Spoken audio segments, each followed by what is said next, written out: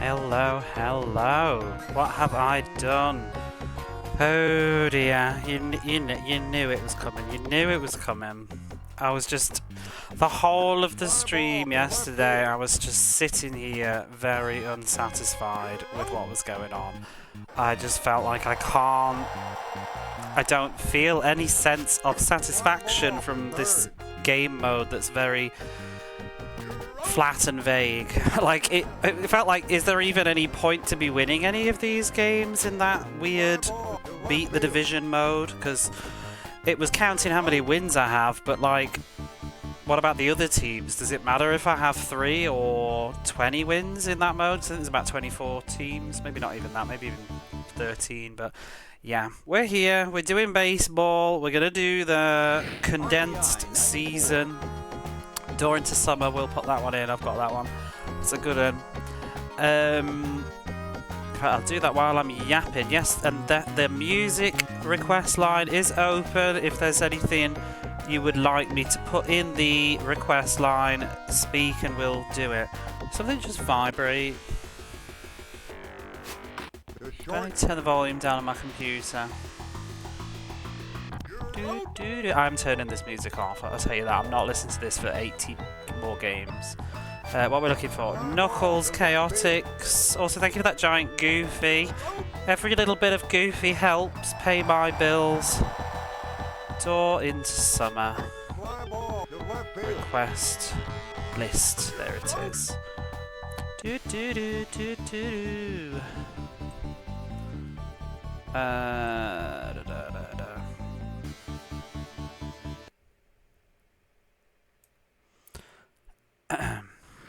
R.B.I. 94.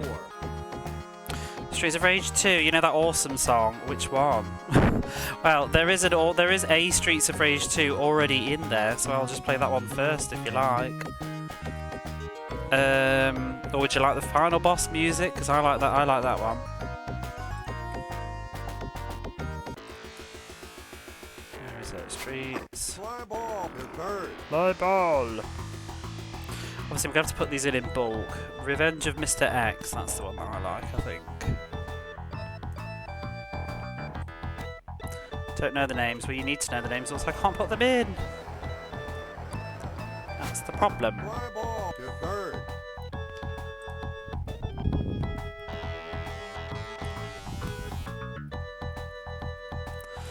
But yeah, so I think we're going to go for the whole 80 thing. I need to get my password, that's what I need to do. So we can put it in. We're just going to, you know, just chill and enjoy some baseball and do what we're going to do. I've put 2 in. I don't know them all by name either for Streets of Rage 2. I tend to listen to Streets of Rage 1 more than 2. This is all good stuff though. There's my password. So we're doing, what is it? How do we activate it? We're on the 80 game season. Password, yes. Press start to play. Enter password to continue. There we go. B.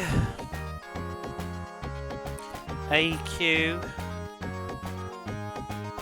So, to explain as well, Peacock Saw, with some of your questions, this is 80 games, but bear in mind, we don't need to actually win every single one of these, we just need to win the majority, do you know what I mean?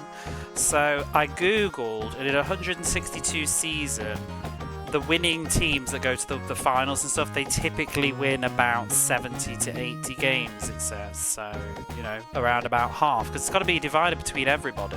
So it's about who you beat and how many times you win as well. So, you know, there's going to be games where I'm just going to take the loss and just keep moving. So we won't, hopefully, we won't have to do too many repeats as long as I do actually win some of them. And I think I was doing a lot better last night. That made me a little bit more confident because we did win most of the games that I played yesterday because I was getting better at the pitching.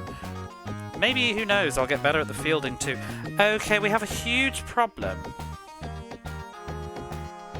The password doesn't fit. Are you fucking serious?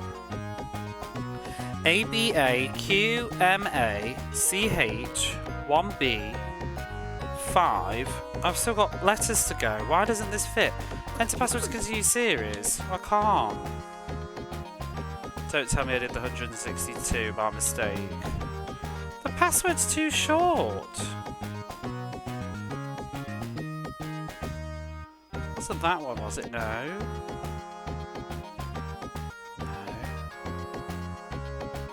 Check the. I have. I'm looking at my own screen. I posted it in the Discord. Look at the Discord. The password is 1, 2, 3, 4, 5, 6, 7, 8, 9, 10, 11, 12, 13, 14, 15, 16 letters long. 1, 2, 3, 4, 5, 6, 7, 8, 9, 10, 11, 12.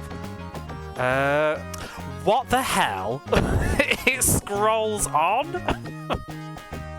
How would you, like, why do you want to cause people heart attacks?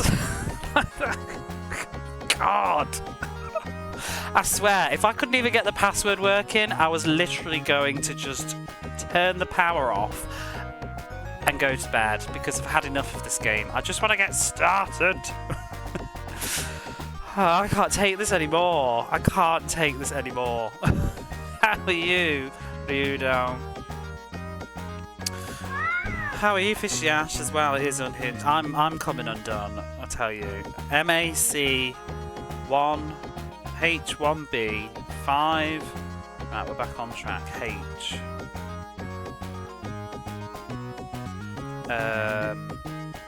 C. I mean, I would imagine, I guess, with the big version, you need a lot of stuff to remember in your password. But the thing is, well, they could have just had a second line without those big. It's just to mess with people. Do you know what they also could have done? Just saying, right? It's 1994. They could have just had a battery backup save, you know? But that would have cost them more money, wouldn't it? But yeah, they could, because, you know, a lot of games were doing it at this point in time. The John Madden series were starting to use battery backups from 93. 92 maybe, they were doing it. Right, are we here? Atlanta. Okay. I hope it keeps the password in the RAM. But yeah, hello all. I'm insane. I'm very silly. More club ball. Yeah, lots of lots of it now, I'm afraid. Might even, should I put it on the overlay? I feel like I should. Will it fit somewhere? We should update it. Base so that people can see. Baseball games remaining. 79 games to go. Remain. There we are.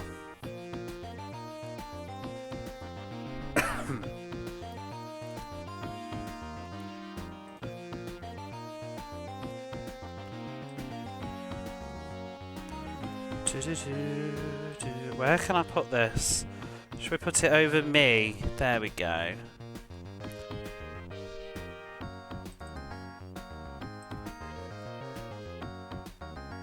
How about, I wonder if that's any better.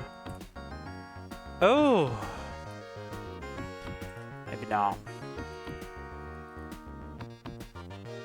Maybe I'll just put left. Whoa! Or allergy. I can't type in the dark.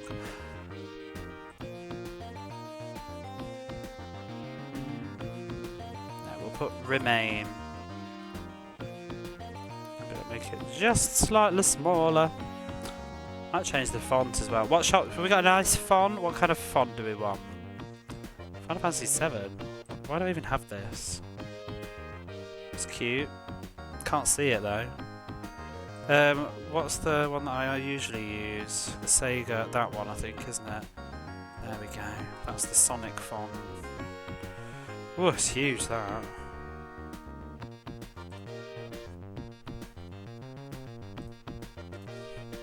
You know, I could have done this before I went live, but then I'd never go live.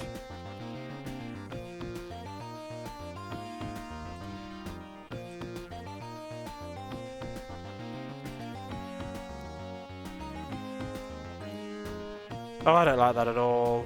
Let's make it, let's just put it back in Arial, boring old Arial, whatever it is. It's too big.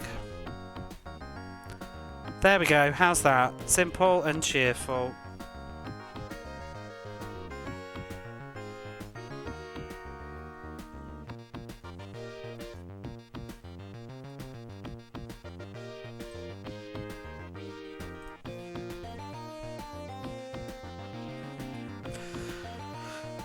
Wolfchild Stage 2 Jungle. Oh yeah, I don't even know if I put some Wolfchild into the one. What was the other one I was putting in? And then we'll start this game. And keep them coming, because the bigger the playlist the better, because I put them all in. Obviously I'll be able to do it while I'm batting. Jungle, what was the other one? Splatterhouse 2.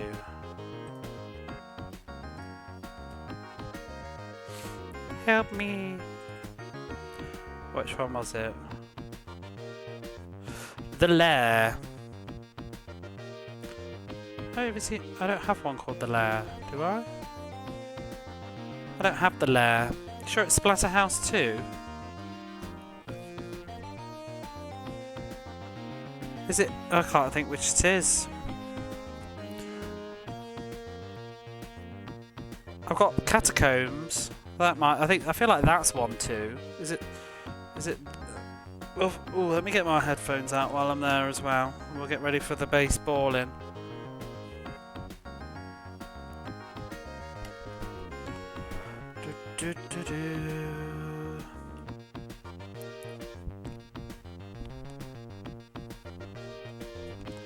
I presume it's this.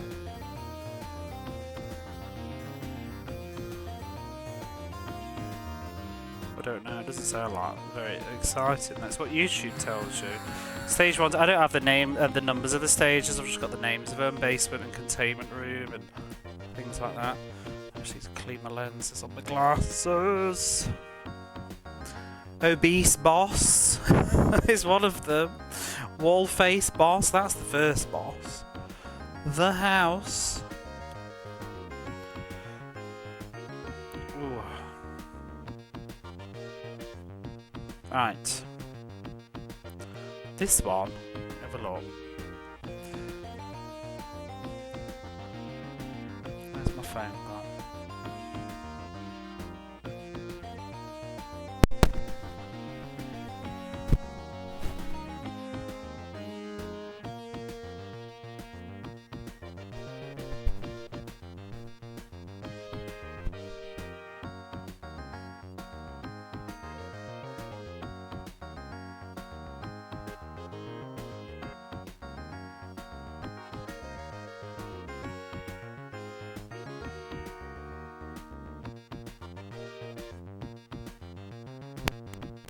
What is that one?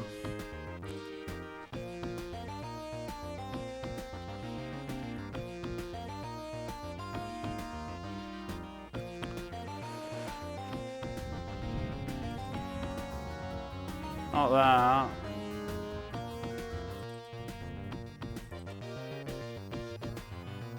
Not that.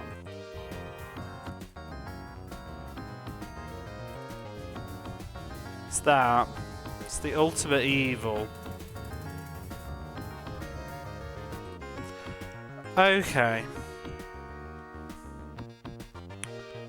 Let's go to the request list. And we'll get on our merry way. merry way.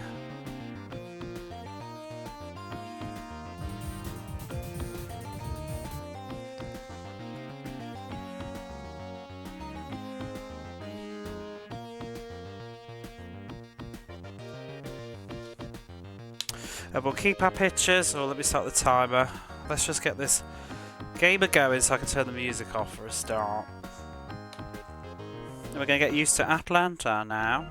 Atlanta.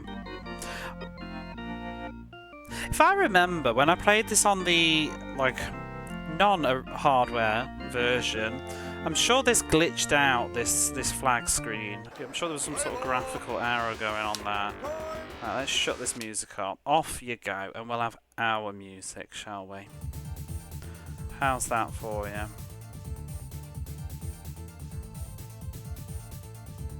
No more baseball sex talk, got it. I just saw your reply on Bluesky as I was sending my social off. Like Crusader, beat them. That's a good one. We put that in before I click begin. Beat them. That's already in my playlist actually.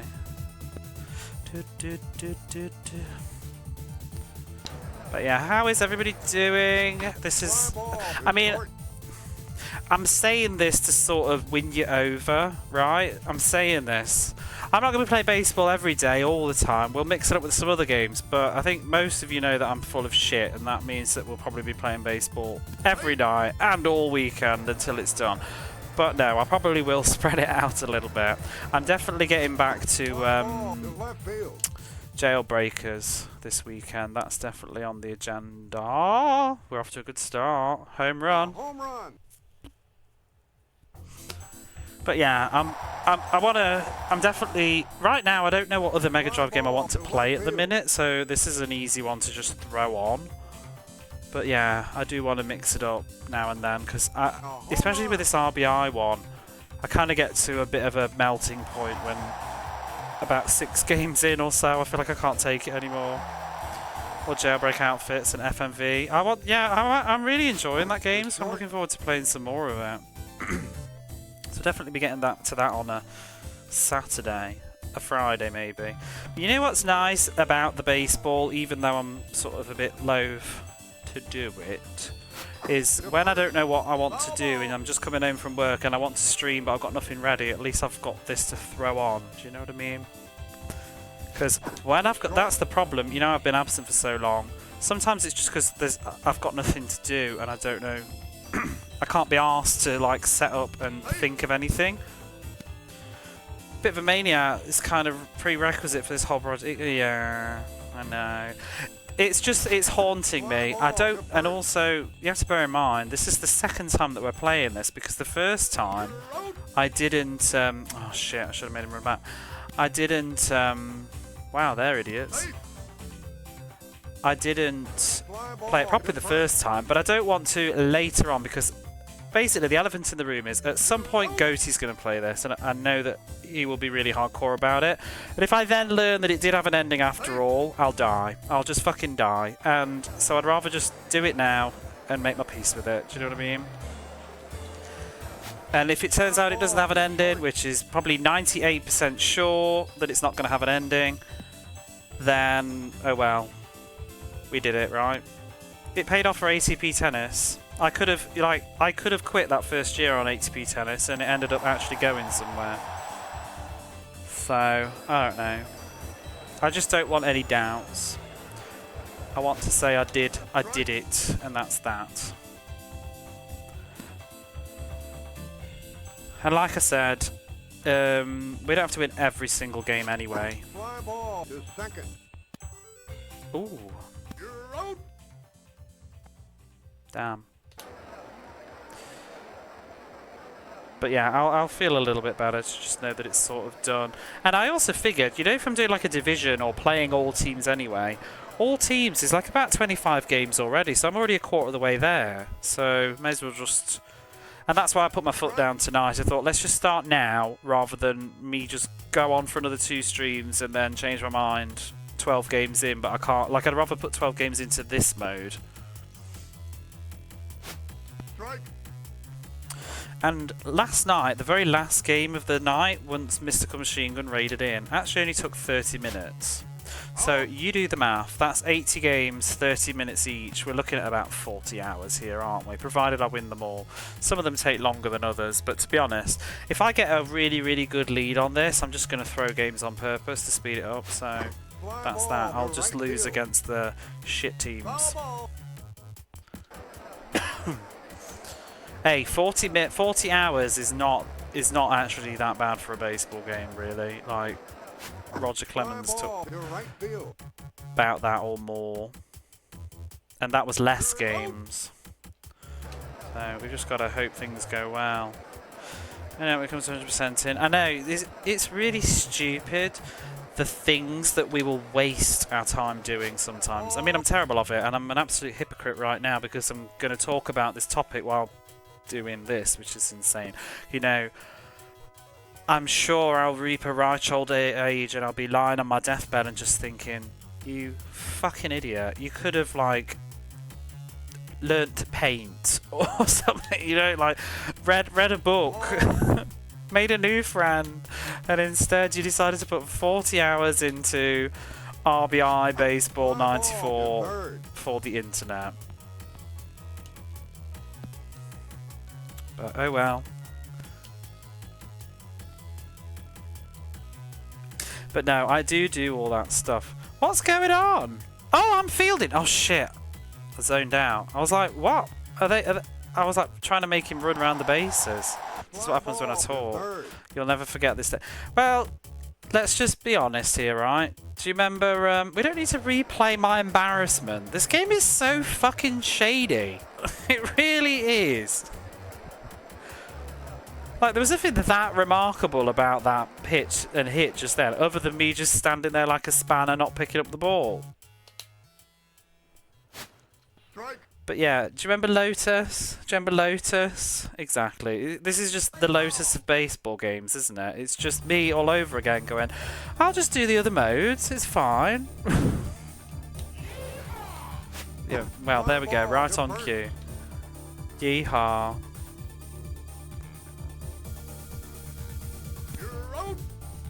How was Roger Clemens? Shit. It was terrible. But, and I've said this before, sometimes, you know, like Roger Clemens and stuff, it was shit, but I enjoyed having a good time talking to people while I was playing it. Do you know what I mean? Some of these sports games do lend themselves to conversation because to a degree you can somewhat autopilot them. Apparently I can't very well though because I just stood there and didn't field the ball, but to a degree you can do. This one's a little bit trickier though because they tend to run on fly balls, which is not ideal and you have to kind of micromanage them to stop. But yeah, sometimes the streams can be good. That's often how this goes though. Some of the worst games make for the best streams, and some of the best games, in theory, make for sort of lousy streams because they kind of take too much of my attention. I don't know why I didn't run to the bottom. Exactly, the shoot 'em ups. I love shoot 'em ups, but I don't think they do very well on Twitch. I tend to find people bugger off when I play shoot 'em ups, I think, and it's often hard to juggle conversations when they're because sometimes trying to beat a shoot 'em up can become a bit of a beast. Oh my god, like that I'm talking and we're all tagged out now because I didn't make them run back. Because you have to go into full concentration mode and it can get a little bit like, I really want to finish this game, so I'm not talking right now. One of the worst games I've ever streamed though is that bloody box game. That was miserable to stream. I didn't enjoy streaming that at all because it's like my brain I can't solve a complex puzzle like that and have a conversation. It was just, ugh. You could just play them really badly. You're good at juggling conversations though, Techie Robin. Also, how are you? Yeah, I'm so glad that there's only one box game on the Mega Drive and I don't need to do it again because it was just so frustrating. Not only was the fact that it was like that difficult and stuff to have conversations, it also just took forever. It took like 70 hours or so for me to finish that. Wasn't a huge fan.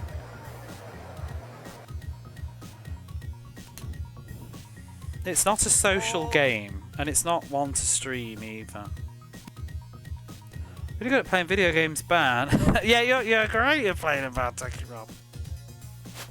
To third. To third. No, I am though. I hella chat. You're good at games and you know it. You speedrun stuff, don't you? You're good at playing bad games. Strike. What music's this? Is this a request? Oh, this is Wolfchild, isn't it? Strike. That was a good game. Except for, obviously, if you recall, playing it on the normal difficulty instead of the default easy. That made that rather miserable. Oh, here's your Spotify. Here's your Splatterhouse. So tipping away at the Mega Drive Baseball Mountain. Are you though? Will you be here in game 54 and still glad? Ooh. Just get my blanket out. See, look, the hours are whiz by. We're already on the bottom 2 of the first game of 79. It's just the time. Where's the time going? It'll be over before we know it, and we'll be really sad. And we'll be like, oh, I miss R.B.I. Baseball 94. You'll all get Stockholm Syndrome, I promise you. You'll all be here on the final games like, oh. I hope I'll still be here. Who knows? Grand Theft Auto 6 might be out by the time I finish this.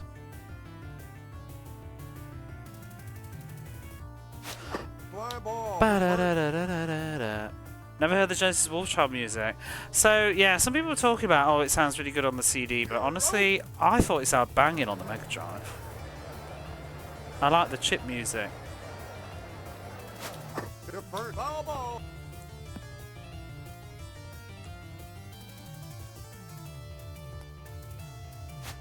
Fly ball, foul ball. Foul ball.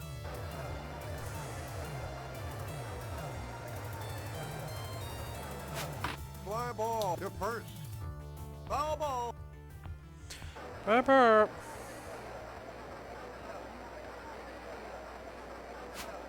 Ball. Beat them.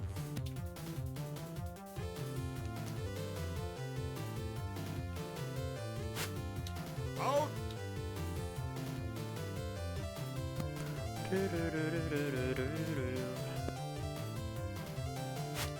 Fly ball to left field.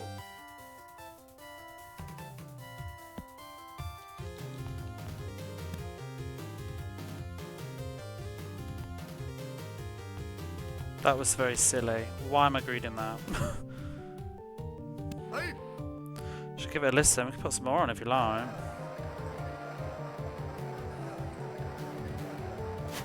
Fly ball to first. Oh, go back. That's getting caught. You're out. The wolf shit was a good one, wasn't it? Let's put that on next. And then, I can't remember which else were good. Chimera Base, maybe? Strike. Oh, the ending theme was really good. I remember that. Let's put that in.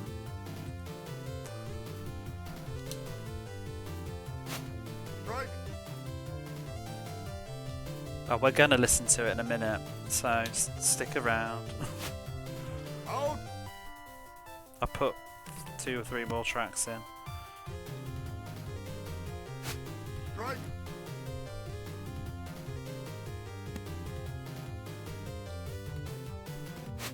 Strike. I hope this is the only baseball game that forces me to do an actual, realistic full season. Because other ones have seasons, but they usually let you condense them. I mean, to be honest, 8 is still condensed. It could be the 162 mode, but, you know, look at that. Because Tommy Lasorda was 30-ish, I think, and Roger Clemens started you 70 games into the season already. And I don't know, I feel like that didn't go up to 162. When I was looking at my VODs, it went to like 90 something and then stopped. So, prefer not to have talky background, but you're feeling anxious, so it helps. What do you usually do here then? Because I never shut the fuck up. Fly ball. I'm ill or falling asleep or getting bored.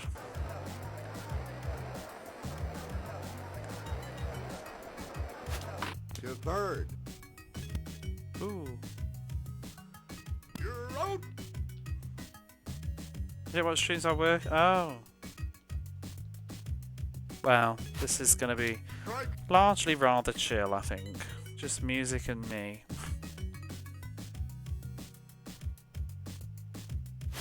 Fly ball to the pitcher. You're out. What is it? Is this Wolfchild? This is the ending music for Wolfchild. Strike. Sounds a bit like Pugsy, but that's because it's the same arrangement composer.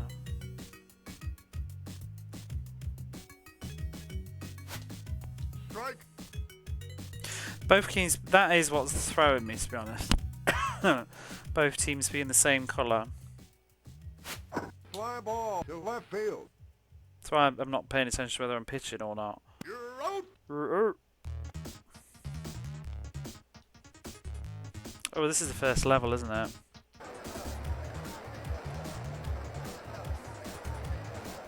Ball.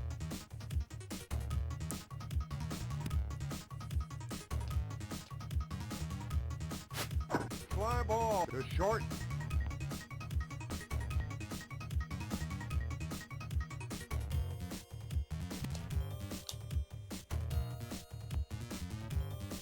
Bit of a jam.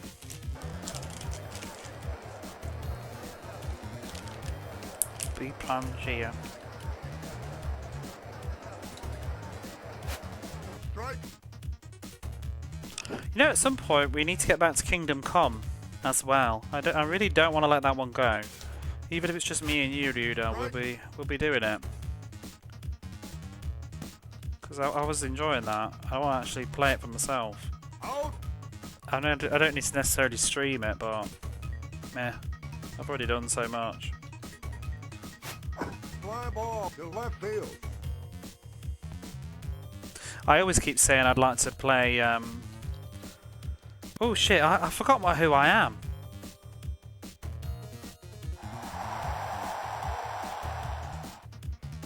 Oh, I'm fielding. Oh, for fuck's sake! I just zoned out. I was trying to make him run. I was thinking about Kingdom Come. Yeah, no, I'd like to play Oblivion, and I keep saying this. I'd like to get Oblivion back because that was one of the first things I did when I was streaming. I was used to stream Oblivion. Much like a spoilers. Well, why didn't you play it?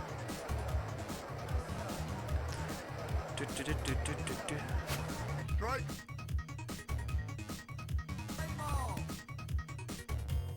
Existential crisis while exactly. Who am I? What is a ball? Strike. If I played Oblivion as well, I would play the original, not the remake. So I think the original graphics appeal more. I would probably continue playing it on my PlayStation 3. Although I do have an Xbox now. Strike. A 360 in fact. Hundreds of games in the backlog. So do I. To first. Foul ball. Doo-doo. I've barely seen any footage of Out. it.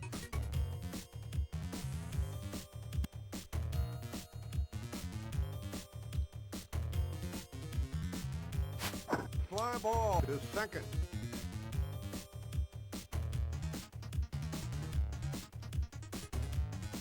You're out.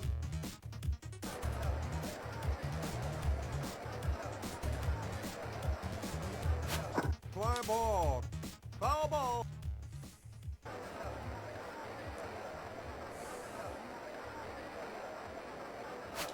Fly ball.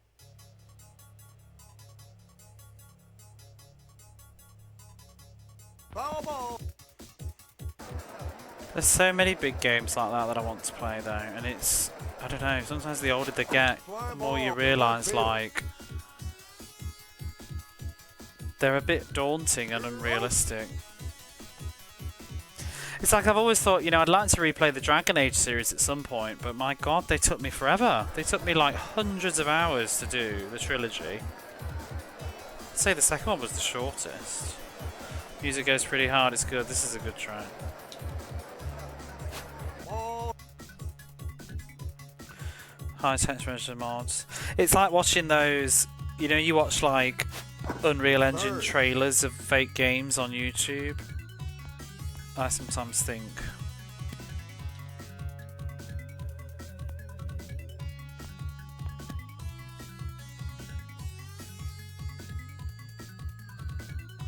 Like, this is what Ocarina of Time could look like. Hire this man, He Nintendo. punts it. Foul Don't ball. even. Ball.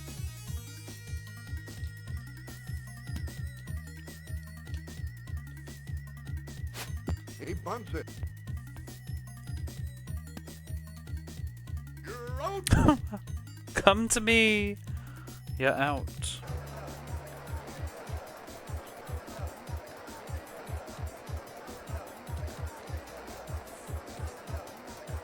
I read some more of my book today.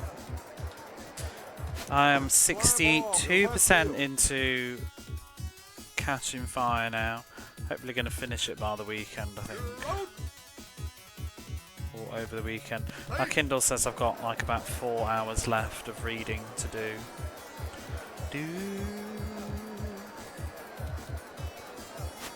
Strike. And then I think I want to try and finish either. I'm probably going to read Interview with the Vampire on Friday. I've been reading Interview with the Vampire on Fridays for some reason. I quite like having the different books on the go. I do think there's a good thing to it. I used to think like maybe you shouldn't, and that's just me because with video games I have too many on the go and I end up not finishing them all. But I think with books it is a bit different. It's kind of like watching TV shows where I'll just read a bit of this one depending on my mood. It's like Friday's Interview the Vampire Day. Out. On Wednesdays we wear pink. But like with the Catching Fire one, I'm kind of just getting through it, so I've been sort of reading that all the time. Getting my Kindle all set up with a cover as well has totally changed everything because I just like throw it in my bag and I can just pop it out, read on the subway for 10 minutes.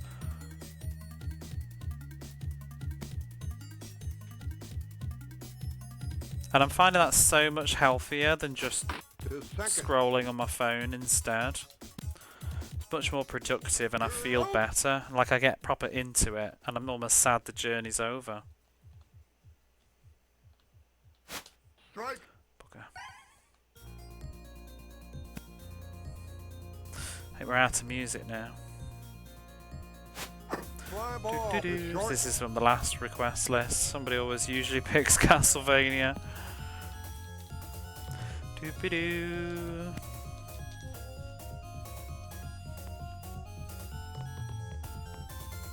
Safe.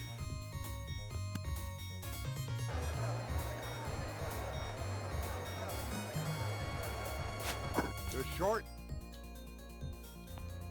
I've also been trying to upload all my completions to backlogged website. I used the Completionator, Strike. but it feels like almost nobody uses that except like Barleybap that I know. So I like the Completionator though. I like the layout of it all and stuff, but I'm now starting the other one and I'm just going to try and do both of them. Fly ball. Oh, I love those Harakanarus. What are they? The new 3D digital golf series games. They got good music. Out. Bollocks.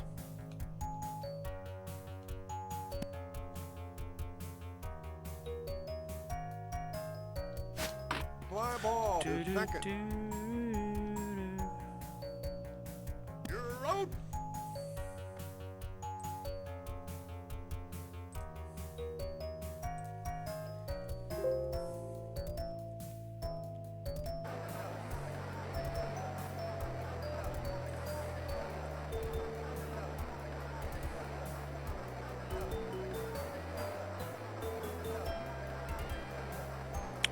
I'm gonna put BDM 1, 2, and 3M.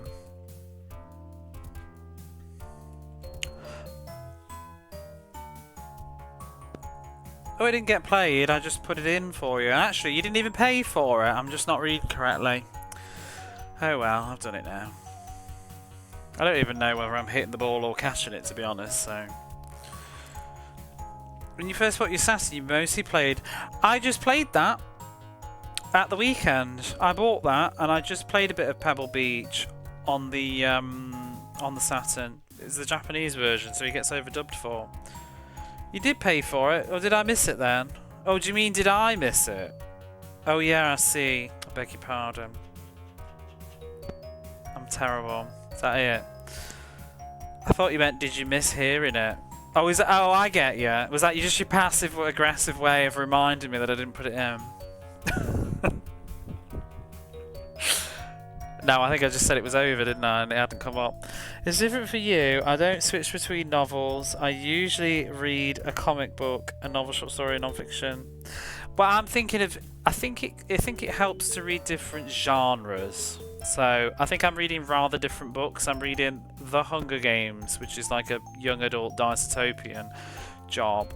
I'm reading The Vampire Chronicles, which is like vampire fantasy fiction. I'm reading Inferno, which is like a thriller, historical kind of mystery thriller, a Da Vinci Code kind of thing. And then I'm reading 50 Shades of Grey, which is just smut trash. That's absolutely hilarious. What was the quote I read the other day that was making me crack up? She'd said another thing that was just making me laugh. Oh, it was something about her being acting like a child and not a woman who can legally drink and pay and has her own credit card or something like that. I'm just like, what? It's just the way she words stuff. Like the golf games because it feels like a puzzle game. Golf games are fun. I enjoyed Arnold Palmer's. That's the only one we've done so far. Oh, these, and they also have good music like this one.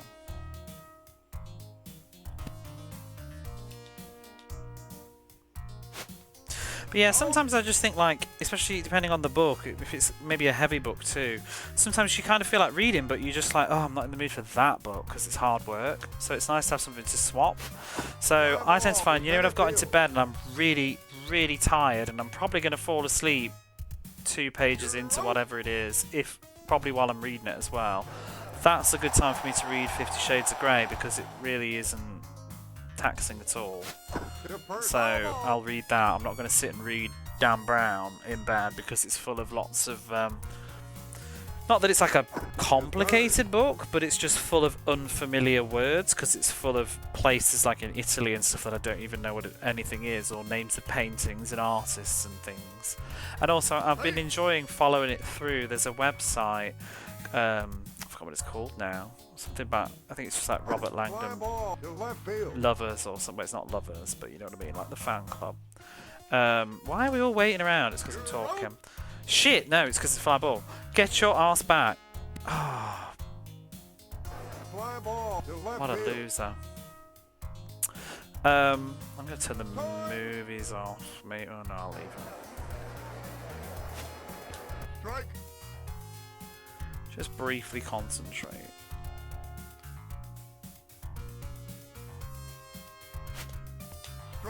Oh, he's been an arse.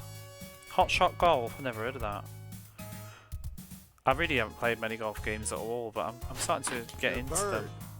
I would like to get a modern one that's like really gorgeous.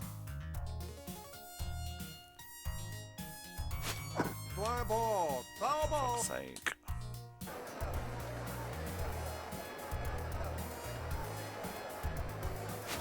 His third. Beautiful. So, yeah, this website, and it's somebody. Oh, forgot about that. Maybe jump.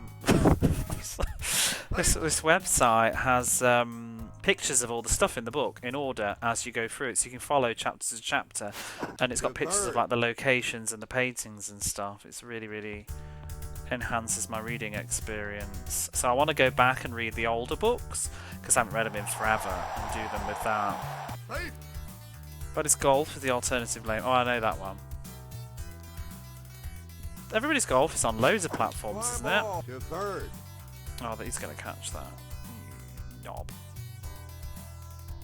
I should probably turn errors on for this, but oh well.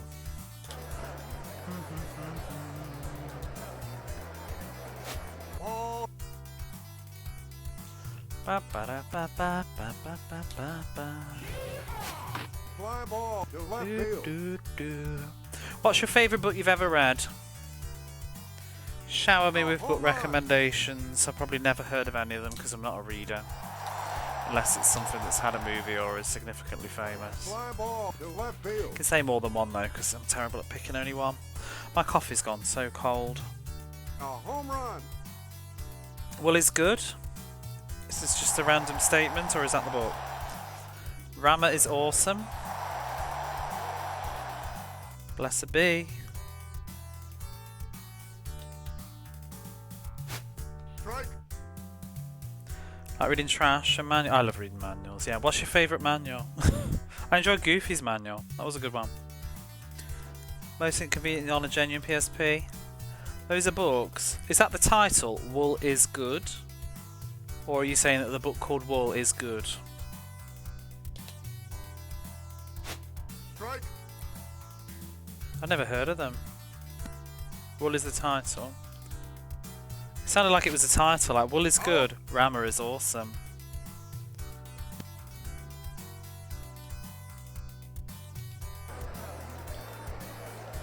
I haven't read that many books, so... Roadside Picnic? I've never heard of that. What kind of book is it? Strike.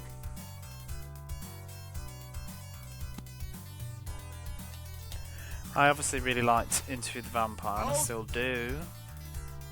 Oh, one of my favourite books, I really like Party Monster by James St. James. It's the it's a memoir to do with the murder of Angel in New York Clubland times by Michael Alec. And James St. James was his friend, and it's his sort of memoir of the murder and what happened and stuff. But it's hilarious to read, like, because he's right. It's about him. It's not about. It's about what he heard and what he experienced. So it's about the rise of him before the murder, at being his friend, and kind of. Obviously, the author's a total narcissist, and but the book is really funny to read like that. To third. Really recommend that book. It was originally called Disco Bloodbath before they made the documentary and the movie Party Monster, and so they renamed the book. But it was Disco Bloodbath, A Tale of Murder in Clubland. But that is one of my favourites. I've read it 3 times. I really like that book. The movie doesn't do justice to it. You're out. The book is just so good. Mort's the best one. Colour of Magic's a good introduction. You reckon? I've always heard everybody say The Colour of Magic is a terrible introduction to the Discworld series, because I mean it quite literally is the introduction to the Discworld series. It's the first one, isn't it? But I've heard loads of people say the general consensus, and I think even Terry Pratchett himself has said to skip the first 2 and start with Sorcery. I've read The Colour of Magic though, and I've read The Light Fantastic, but I haven't read any of the others, so I don't think I've truly seen what Discworld has to offer. I enjoyed it enough. Didn't rock my world, but it was okay. Yeah, I liked it enough, but yeah, I just generally hear the Discworld fan community, they all say that Colour of Magic is a bit rough going. I think they just want people to get to the better stuff, maybe. And because it's sort of non-linear, it's quite easy to skip the first 2, I think. Because the first 2, it's like a 2-parter, isn't it? Because the Colour of Magic doesn't end up with him, like, moderate spoilers, but he reaches the end of the world, doesn't he? And then that's what The Light Fantastic is about. If I remember, I haven't read it for like 20 years. I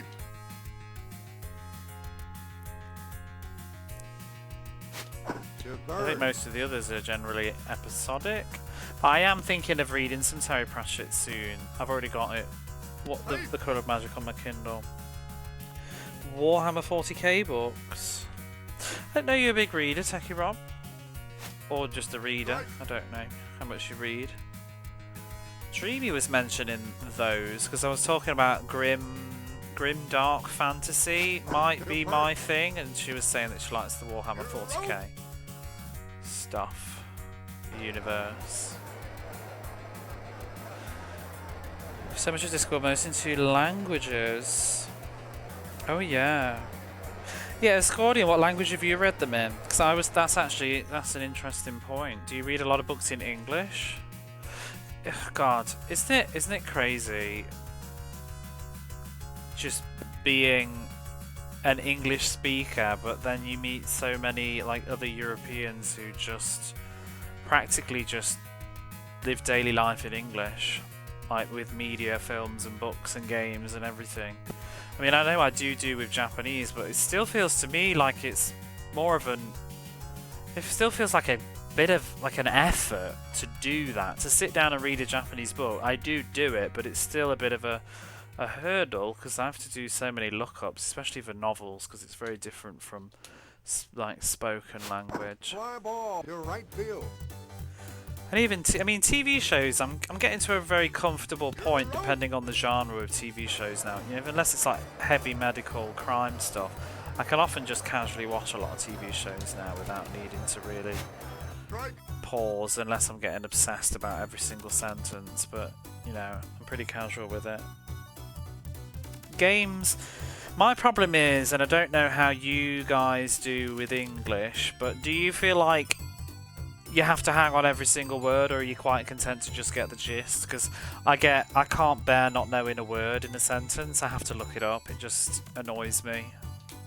That's why when I play games and stuff, sometimes I'll try my best, but I generally just look stuff up. You know all the words. I do it in English though too, really, these days. That's why I love having a Kindle. If there's words in English that I feel like I don't really know, I'll look it up anyway. You'll harp a fair bit more. Hella gist.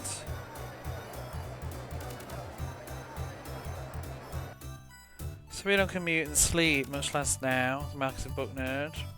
Thinking about in a third. What, me?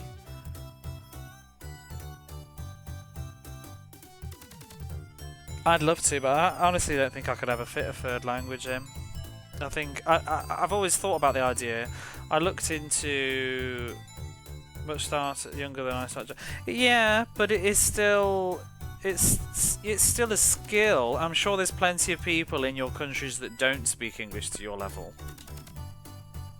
It's a skill that you've maintained.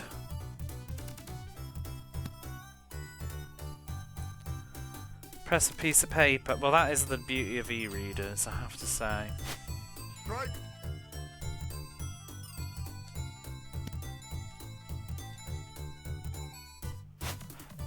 Out. But yeah, I looked into sort of doing French. I was into some podcasts. I like the idea of French. I also was briefly starting to learn Russian. I did not get to the point that I could actually say any of it though, but I was just starting to learn how to read Russian. I was trying to teach myself the the Slavic alphabet. Fly ball to left field. And I was finding it not too bad because my brain is kind of already wired for reading a different alphabet. So I think I've already got the, what would you call it, like, I don't know, the neurons to associate sounds with new characters, because that's what I'm permanently doing in Japanese. I'm always having to learn new scripts or whatever.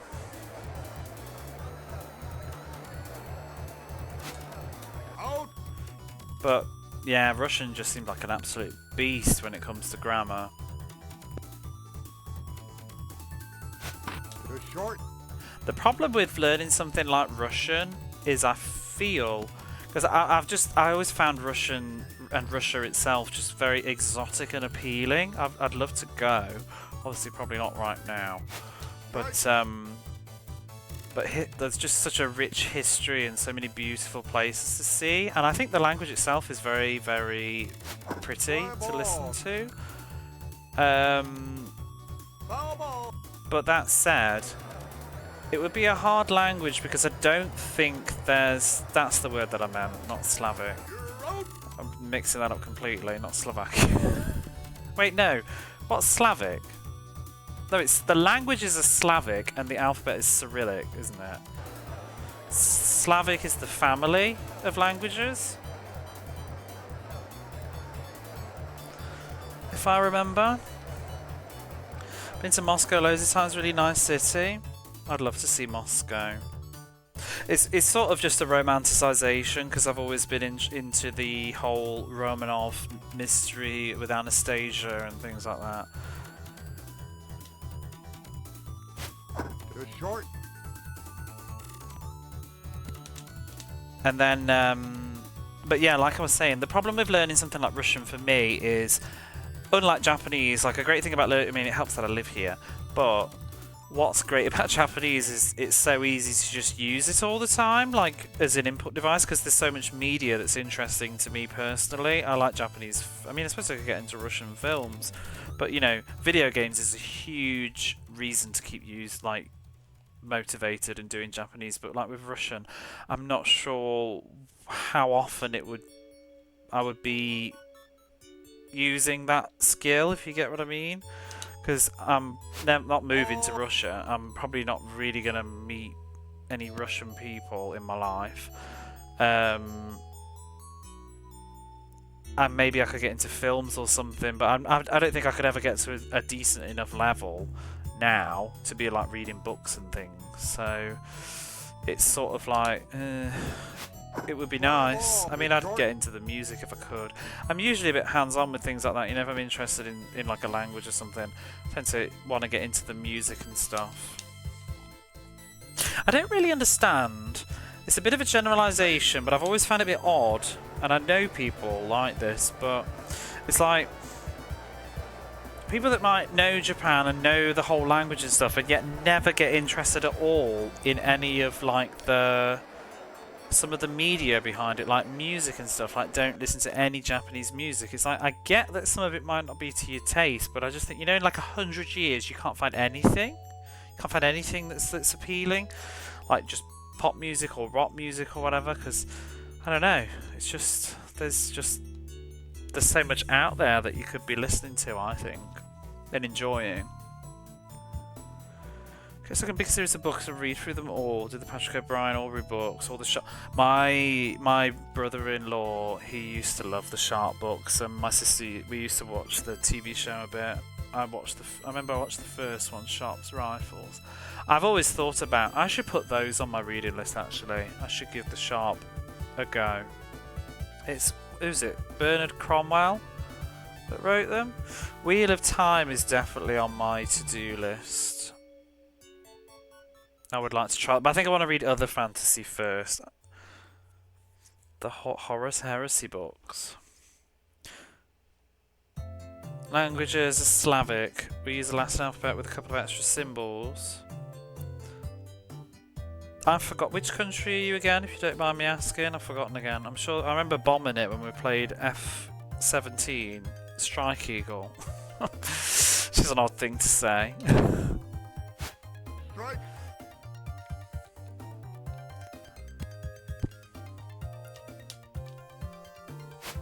Strike.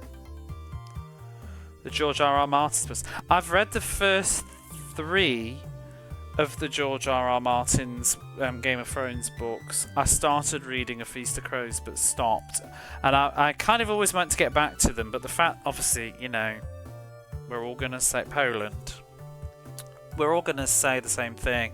It's that whole, because he's not finished it yet, it's kind of hard to do. I guess there's no rush because he's not finished it yet. I mean, there's a very good chance that he won't. But I'm optimistic. I'm optimistic that he'll do it.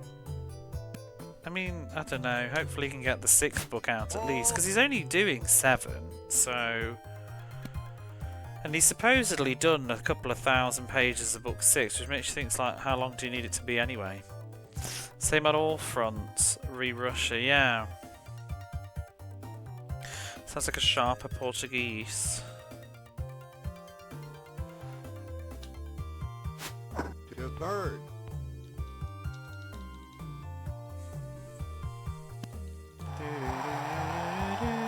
How long have I been live? Oh my god, this game's taken too long. Is this really going to be 80 hours? It's because I'm talking too much as well. Shall I just throw this now and see if we can just field them out? 6-5 is very close though. Oh wait, no, we're at the end. Oh shit, I need to sort this shit out. Strike.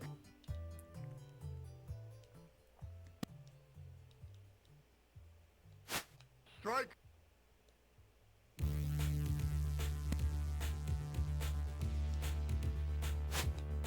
Out. Yes.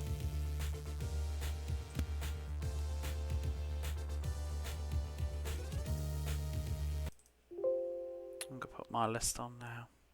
Seems we've got nothing else in the queue. Ba ba ba da bum. Fly ball. Fuck. To third. Catch it, catch it, catch it, and then the game is done. Is he gonna catch that? You're out. Yeah! Atlanta wins. Let's get that password.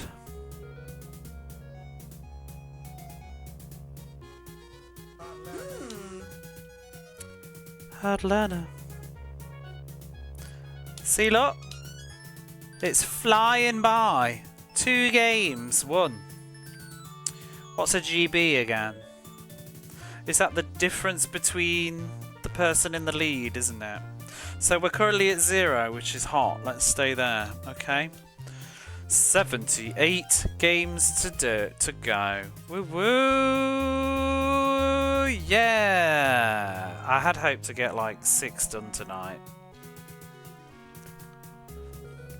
Great Britain. How long's cricket? Is that as bad? We'll be done this time tomorrow, next year. Let's fucking go! Let's fucking go! I'll get my klaxons out. Every time I win a game, shall I do it? Fly ball. To third. Go! We need the FIFA sound effects. Go!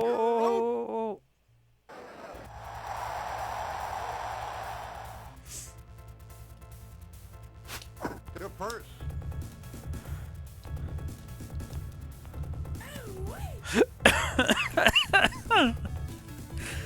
That ooh-wee went down the wrong hole. I was going to say something and then it morphed into an ooh-wee and then I died. That's it.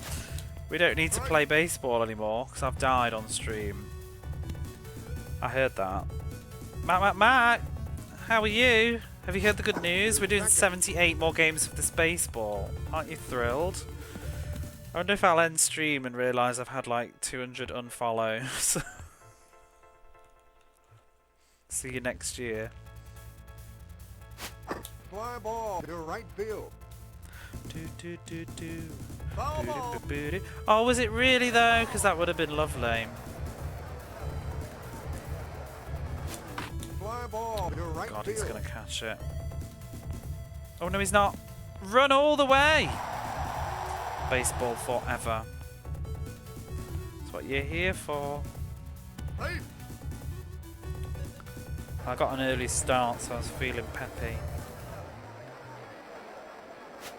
Fly ball. To left field. Ooh, ooh, ooh, ooh, ooh, ooh, ooh. Is it going in? Is it staying in? Don't catch that, you wanker, you fucking... What a boob. Why is he running back Fly again? ball. To left field. I don't even understand what happened then. You're out. Why did he... I sent him back. Once he caught it, why did he run back down to that and tag him, knock himself out? Or was it because we already had too many out? I don't care. Move on. Ball.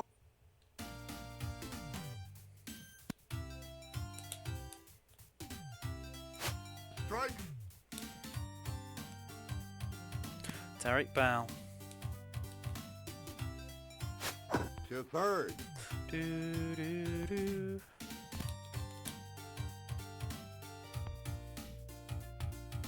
Safe.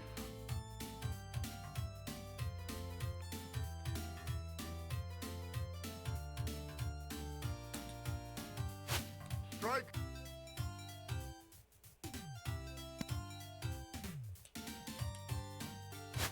Fly ball. To Oh. first. Catch it. You're out. Do you know what I do want to read at some points as well? But this will be on the Japanese side of things. I really want to read Parasite Eve and then play the games. I actually already have it on my Kindle.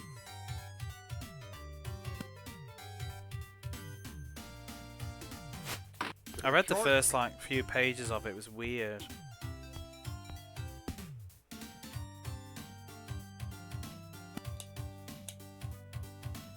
It's a book, yeah, very famously so. It's the video game is the sequel to the book. It was sort of like a reasonable seller, I think. Like a sci-fi. I think it's a sci-fi thriller. There's a film as well. Japanese film based on the book. And then at the end of the 90s, Squaresoft decided to make a game that was sort of a... I mean, I think it's very loosely connected. It's sort of the events of the book film have happened before the video game somewhere else. Another incident with mitochondria, I believe. And probably talks about a bit of the mythos of it with the mitochondria and Eve and stuff. But R.B.I is not in the book or anything like that, as far as I know. It's just kind of related. I think, don't they mention in the game at some point when she meet the doctor person and he talks about something that's happened somewhere? I think it's probably referenced in the book. But yeah, I've not read it, so I don't really know, but I want to. Yeah, it's just the same universe thing. And like, it's like the idea. It's also one of those things, I think, you know, like Shin Megami Tensei is like sort of based on a book, but it's kind of gone way beyond the scope of the original book now. But like the original concept of like digital demons and downloading them is from the book. I wouldn't mind reading that at some point. I watched the anime OVA that's based on it, but I mean the story was quite light. They were light novels though. The very first original Megami Tensei game is a direct sequel to the first Megami Tensei book. Because it's got the same characters in, and it's sort of what they did after what happened in that bit of the book. But then the book splits off to its own thing and does whatever. Speaking of Megami Tensei, Depths VT should be playing it, like I suggested. How are you? Oh, thank you for the raid. Let me pause the game. What a thrill. Depths_VT has just raided. What a thrill. It seems so long. Do you know what you're saying? Let me shout you out. Well, Tekirob's doing it. Let me do the other one then. You're literally raiding into a stream where I have 78 games of baseball left to do, and you're complaining that Megami Tensei might be a bit long. I suppose the franchise, though. But yeah, how are you? Why didn't that work? There we go. How was your... What were you doing? Super Nintendos? 78 games for the Genesis. Oh, bless your heart.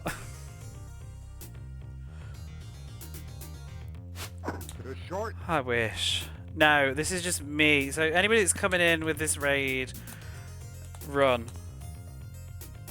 Hang on, I'm going to have to pause again. We have a command, and I can't do it. I don't want to lose because we're doing quite well at the minute. Ah! My thing is lagging out. That didn't work. So I'm trying to finish all the Mega Drive games. This is one of them.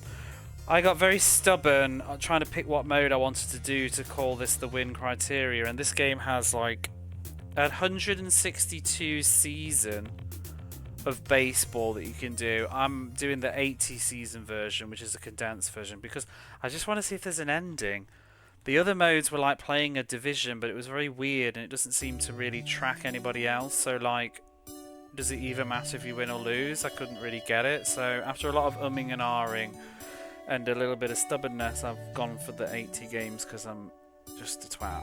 It's going to take a long time. I'm probably not going to play this constantly. I'll probably mix it up with other games. But yeah, I'm just going to see how far we get to 9. Every game takes about half an hour. So yeah, it's going to be a long one. But nice thing about streaming retro baseball games is it usually means I can chat a lot while I'm doing it, unlike others. Hello there, Disaster Millennial. How are you? Ludo's just morbidly obsessed with this kind of Good nonsense. short. And I appreciate the moral support. No You're 24/7 baseball. No, I have to go to work, unfortunately. But I might be doing it on the weekends sometimes like that to get it done. What were you playing though? Depths is doing a Super Nintendo project right now. I'm still not quite sure what your criteria is. Do explain if you would like.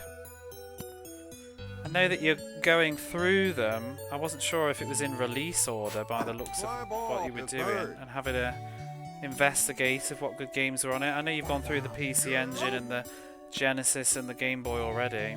Fly ball. Draken for to 3 third. hours. Is that good? You're out. So fuck it, play more Super Mario World. Hey Smudgy, how are you? Isn't Draken like the side-scrolling action RPG? Or am I thinking of something else? North American SNES exclusives. You playing the sports? This is on there, I think, maybe. Please look forward to it. Oh, you'll get to play Roger Clemens MVP Baseball. Oh, good for you. It's awful. And 1991.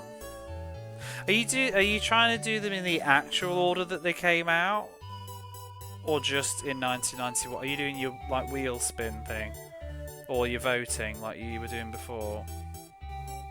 Because I thought about doing that with the Mega Drive to do them in release order, but it just seemed like too much of a ball ache to figure out which came where.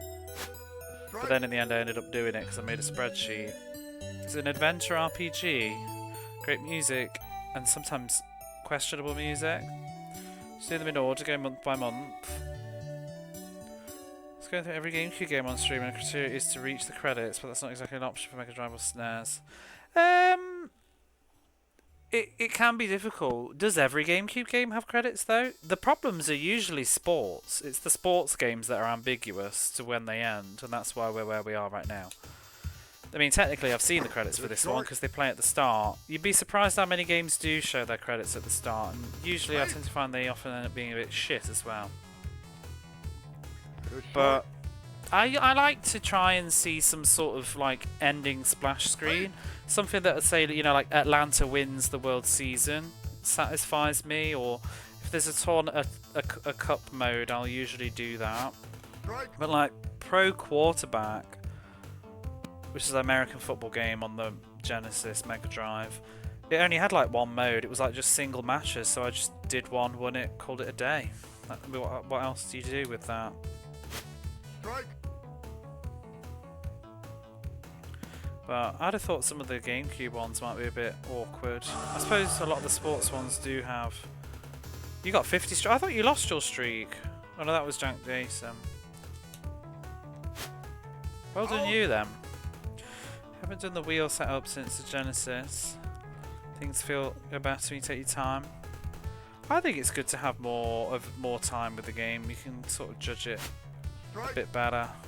Some games don't really,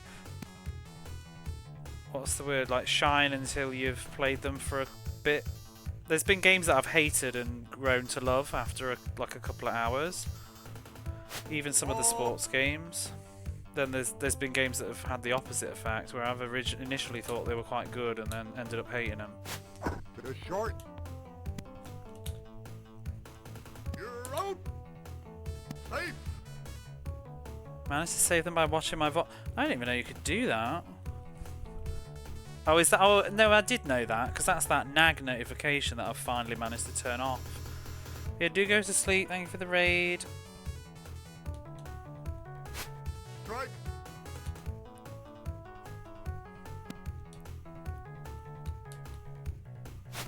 Strike. Stockholm Syndrome. I'm so sorry. Out. We'll love it by the end of it. We'll know all these faces so well. Ron Gant. To second. Safe. I still need to play this game that this music's from. This is, To isn't it second. Kishiden Setsu, I think. No, it's not. It's Lord Monarch. Safe. Totally talking out my arse. We'll miss it once it's over. We always do. We always do. Sort of, as the months go by, the games like these, they start to just get nostalgic and look better. I'm almost nostalgic for Roger Clemens these days.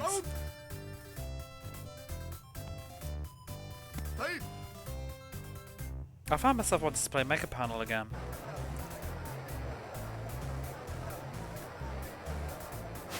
You're short.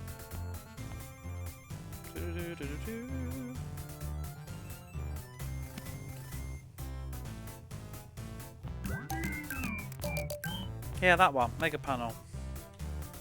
I'll get my own copy of it because I'm that demented. Fly ball to left field. I wonder if I could get really good at it. Fielding is just a professional game of catch, really, right? Yeah. And batting is just a professional game of batting. To second. Hitting stuff.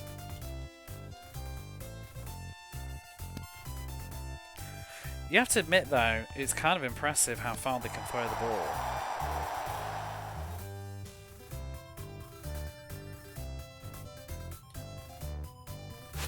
Fly ball to first. Go back. You're out.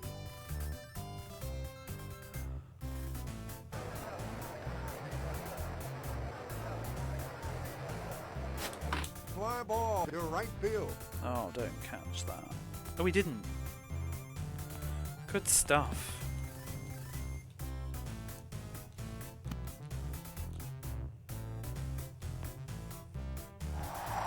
Woo! My saving grace with this game is that because one of the other rules that I do, if you don't know, I like to play the games on the default difficulty, whatever it is, and the default difficulty of this was easy. I love it when that happens. I don't mind turning it up, but I don't like turning it down. Do. Out. Damn it. Strike. And unfortunately, I did turn it down for Tommy Lasorda's baseball, so maybe we could have to replay that sometime in the future. I'll do that like in a few years, though, I think. Oh, I'm fielding! Oh, for fuck's sake, I've done that thing again where I'm zoning out. Love how he doesn't even bother running. It was Tiny Toons, yeah. I love that game. I would like my own copy of that, but it's not. It's region locked, which is irritating. Strike. And I was just about to say, I got my own copy of Pugsy now, though. I just need to remove the bit of plastic in my Mega Drive so that it'll fit in the thing, and now Pugsy's playing. I feel like I'm the only person in the world that likes Pugsy.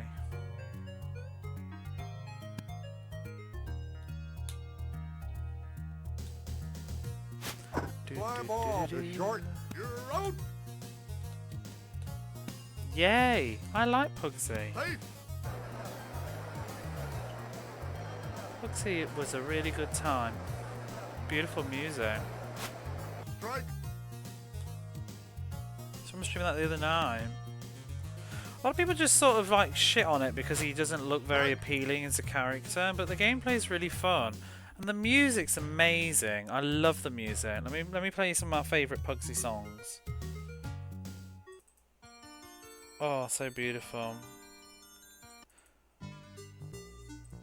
I think I just had to load them in. So pretty. It's this. Yes, it's the testicle person, but looks like a ball bag. Out.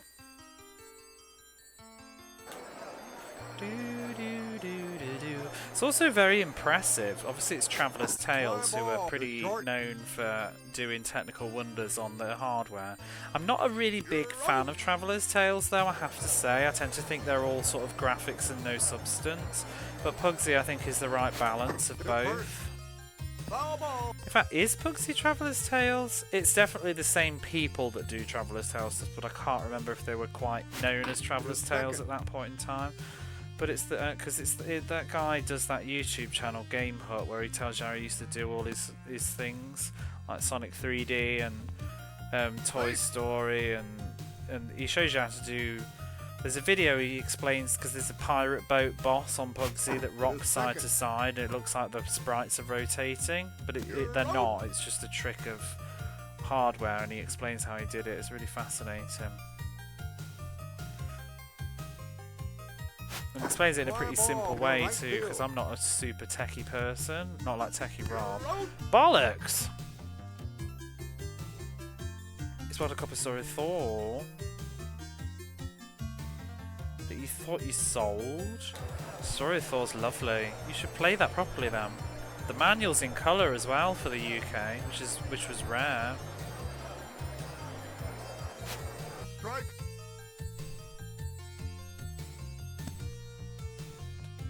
Angel was playing Story of Thor the other day.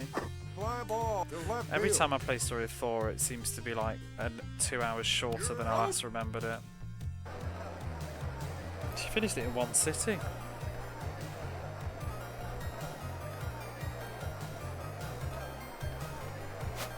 To third.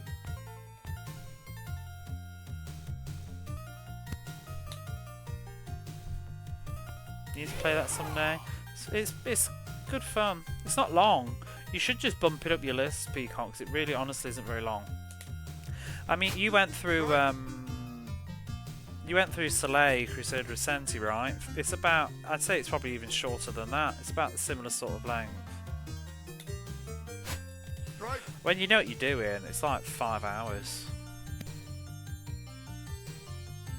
6. And you don't, I'd say it's going to be less than 10 hours. Out. Story of Thor's on the Mega Drive. It's Beyond Oasis in North America, if you don't know the title. Legend of Oasis is the sequel. Or the prequel. Strike. Story of Thor 2 in PAL territories, but it was Legend of Oasis in North America. Fly ball to left field. You're out.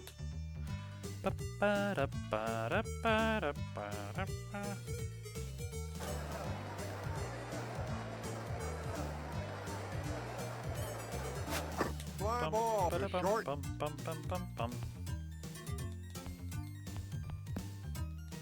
See, this is such a banging Pugsy track.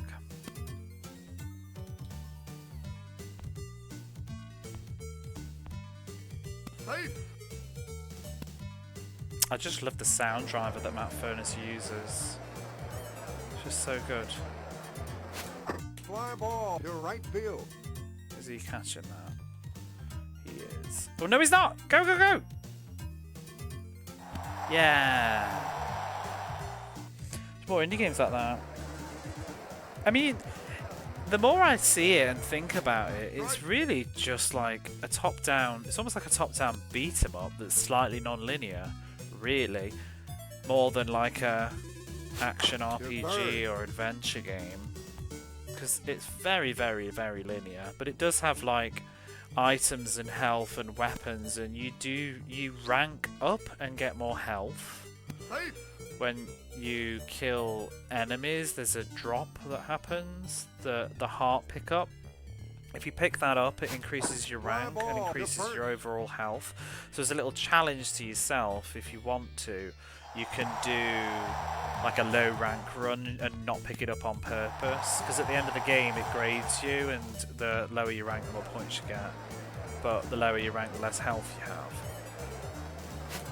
Fly ball to the pitcher. You're out. Obviously you start out at rank 1, and every time you pick one up it goes Fly up. ball to the pitcher. Beyond Oasis. Oh, I know. Oh, I know.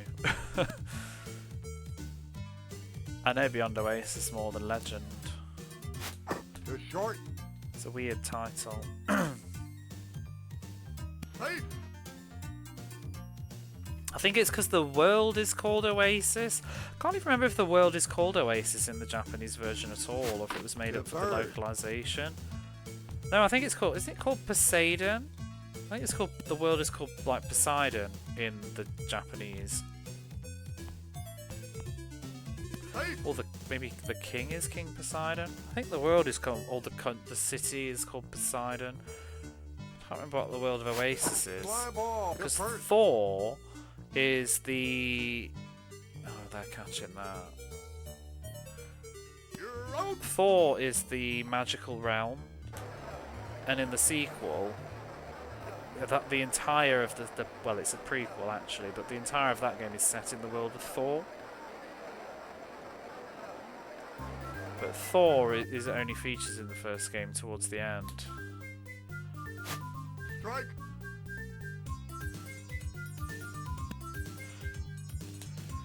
Because the Japanese game is just called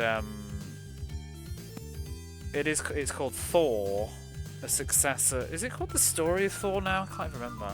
Let me just turn around and look. Where's my copy? No, it is called Story of Thor it's called Story of Thor in Japanese, and it is called A Successor of the Light, which is the extra tagline that the UK version has as well. But for America, they just changed the title completely to Beyond Oasis. And then the Japanese prequel is it's Spirit King Thor is the title in Japanese, and the UK they called it Story of Thor 2. In America, they called it Legend of Oasis. Out.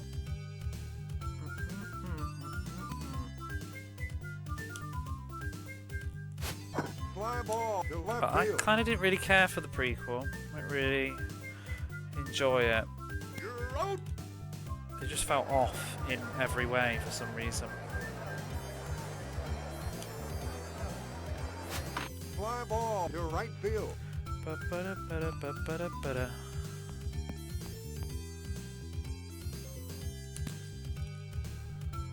Obviously, one of the most well-known things is that it's made by ancient Yuzo Koshiro's company, isn't it? And he did the music. Strike. And his sister worked on it, I think, didn't she, as well? Because she's referenced in the prequel. There's like a gravestone, I think, with a name on, if I remember, or something like that. Or a zombie that's called her name. I remember finding it when I played through.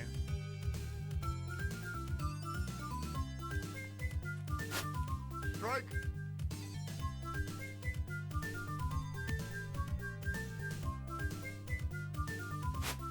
Strike.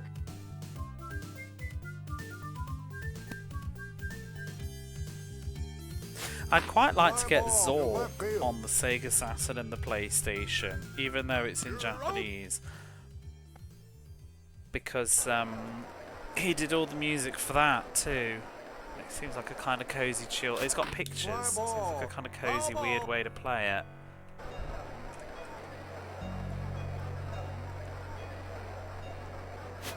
Strike. Tempted to just bunt and speed this up.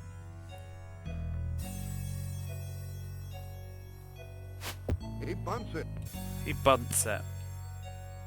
You're out. What, Zork? Not Zorg, sorry. Did I say Zorg? Zork. You know the text adventure game? He bunts it. Like the really old text parser game. You're out. It's an English game. He bunts There's a it. Japanese exclusive version of it on the PlayStation and the Sega Saturn. Out. It's like an old 80s text. Like the whole game is just text. You read the game and you type, you know, like go east, things like that. It's like you wake up, it'll tell you like you wake up in the world of Zork or something. In front of you is like a doormat and a door or something, and you can like lift the door. You like pick up doormat and it'll be like underneath the doormat is a key. Pick up key. Oh shit! Don't do that. I don't know why that is mapped to down and C for this game only. It's kind of weird that it works like that. It's supposed to be down and start, but for this game it doesn't work. to third.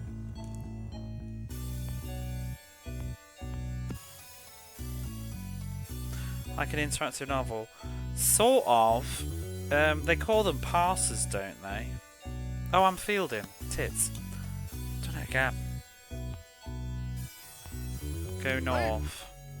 Go west. Yeah, that sort of stuff. Open door. Ball. Oh, and you read it. So yeah, like an interactive sort of. It's like, I guess it's sort of like a choose your own adventure kind of thing, but with a lot more interactivity and stuff. Because you sort of move around in the text. 8-bit text adventure, yeah. I mean, it was on old computers. It's called. You can get it on Steam and stuff. I mean, you can play it for free in a browser.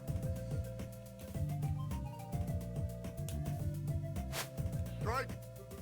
You can play it right now while you're listening to my stream. Keep me open in a tab. Play some Zork. There was a more modern one too that was like,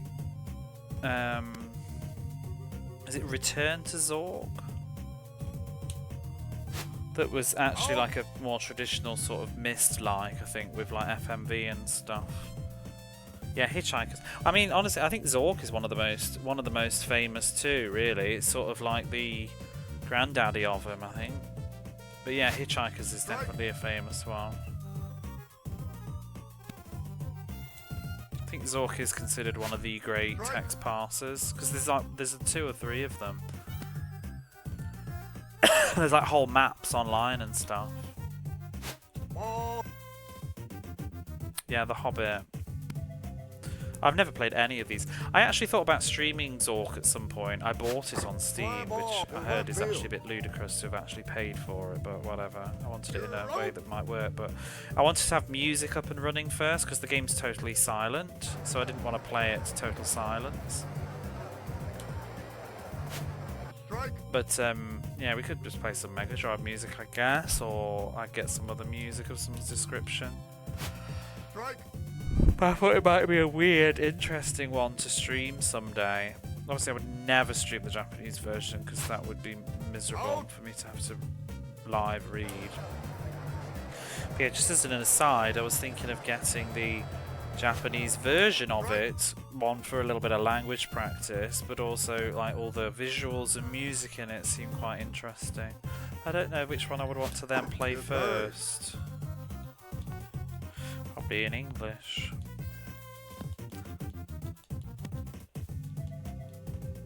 I like point and click. I like point and clicking. Safe.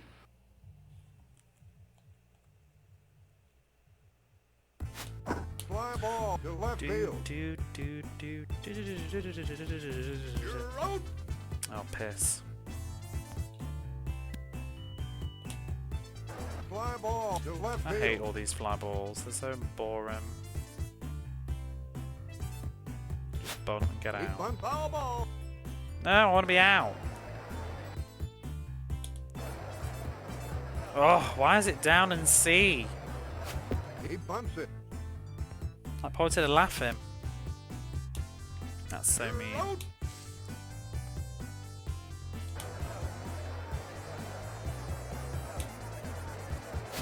To short. You're out. Oh. Strike.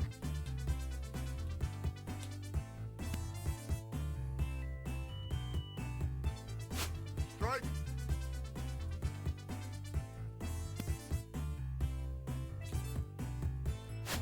Fly ball to center field.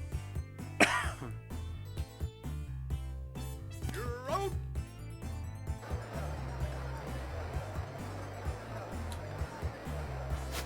Strike.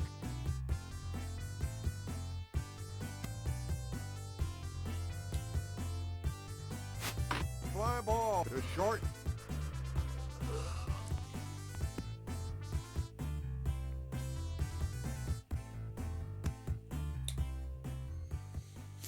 Yeah, there was some weird one. Return to Zork. It's on the PlayStation and the Saturn. Maybe only in Japan again. It was obviously released on PC in English originally, but there's quite a few weird PC games that had Japan-only ports. It's a bit annoying though because it's all dubbed in Japanese, and I'd rather have played it in its original language. But there's quite a few like adventure point-and-click games like that. Like Phantasmagoria has a odd Japan-only Saturn version Strike. that I've heard is censored. I was curious to look into that at some point, but it's got quite expensive. Strike. It's also 8 discs. Out. What's this tune? This is New Zealand story.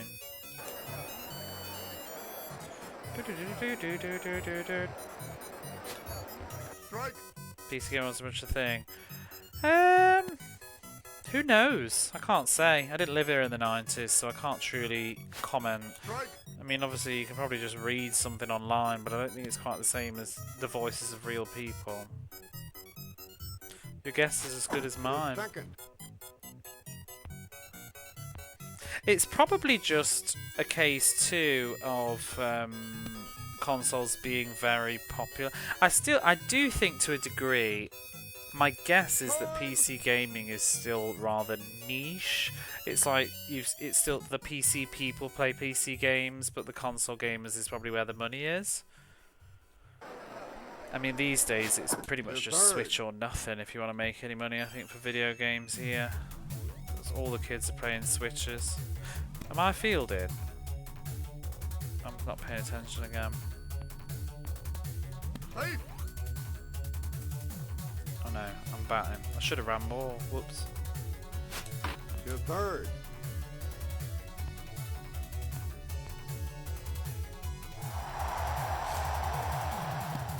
But yeah, I mean, I guess it must be, really, because why else would you release it on the Sega Saturn?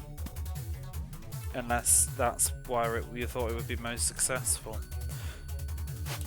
Fly ball. I mean, some of those Short. PC games did have English releases on the Sega Saturn, but there's just odd ones that were like... It's like they got picked up by Japanese publishers and then were released on console.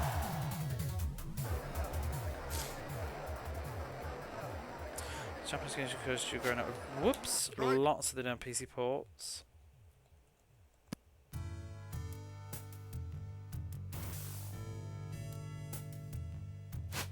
Fly ball. To Look, it was third. kind of awkward porting console games to PC, wasn't it, back then? You're out. A lot of Fly games ball. started To life third. as a console game. You're out. I mean, look, Final Fantasy VII had a PC port, but it wasn't very good, was it? Wasn't even Fly done ball. by Foul ball. wasn't even done by Square, wasn't it? Didn't Eidos do it? Fly ball. To left field. Do I do YouTube? Just Twitch. I don't stream on YouTube. I put my VODs on YouTube though. I don't even know if it's on there. That's probably not going to work. No, I don't remember my own commands. But yeah, I have a YouTube channel, but it's just VODs. There it is. Maybe another. Oh yeah, that's what all the modern versions have been based on, which is kind of annoys a lot of people. You know, like the HD remasters of Final Fantasy VII on like PlayStation 4 and so whatever. They're all based on the PC build, not the PlayStation. To third. Or the smartphones and stuff. Because they have slightly different character models. They have mouths, I think, and people don't like it. And the music was different too, but I think they've used the PlayStation music. I don't know if it was more MIDI. Can't remember. No, maybe it's not for Final Fantasy VII. But yeah, I'd like to do YouTube, but I just don't know how to do. I don't know anything about video editing. I wouldn't know where to begin. I don't even have a microphone that's probably fit for making a video. I don't have a soundproof like place to live. I don't know, and it's just yeah. I don't know. I admire people that can do that. I wouldn't know where to begin because I would like to do videos, you know, like talking about all these games that I've played. But writing scripts and recording it. And, Hey. I mean, yeah, it's a lot.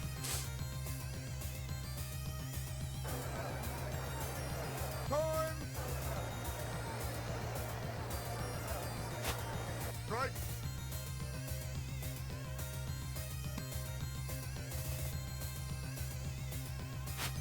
Strike.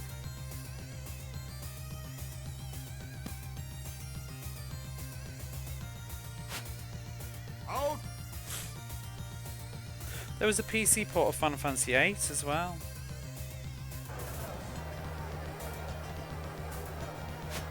Fly ball to left field.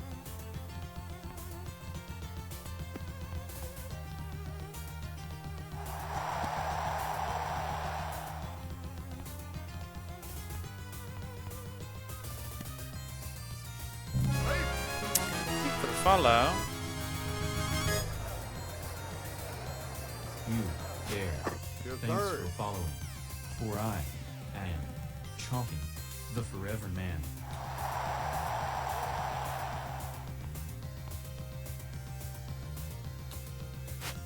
Fly ball to left field. Do, do, do, do, do, do, do, do, do.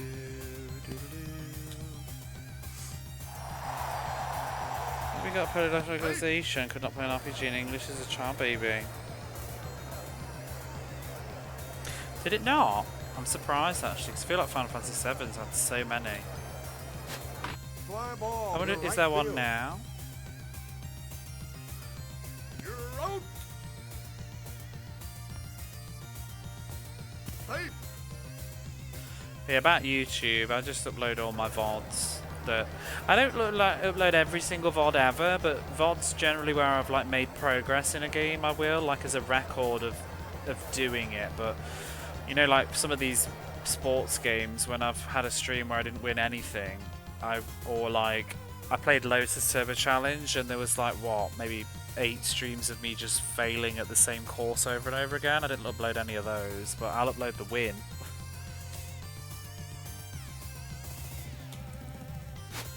Strike.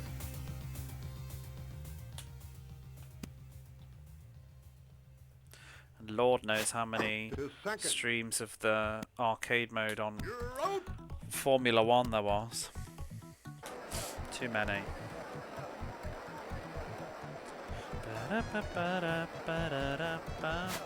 Fly ball to short.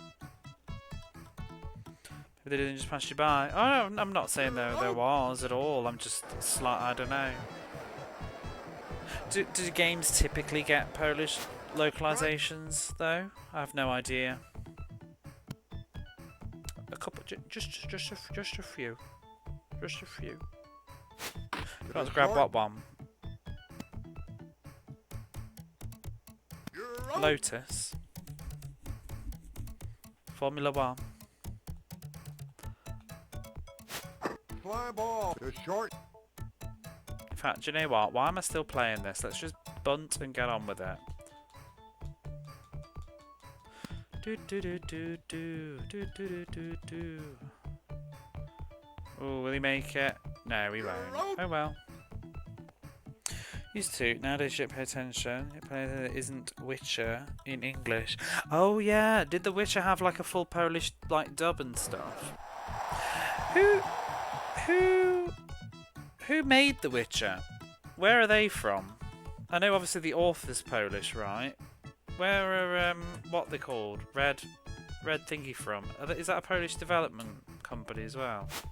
Or have I made that up? I mean, I presume they made it for an English audience because that's where the money is, so they would have made it primarily to be in English first, but I would presume they would have wanted a bit of Polish pride.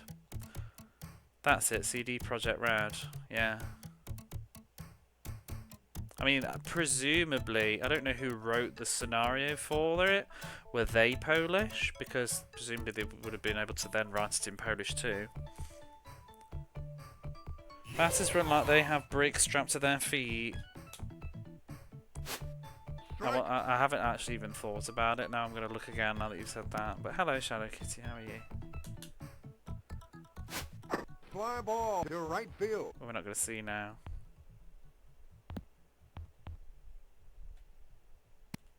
I mean, they all do. I love the pose when they catch a ball.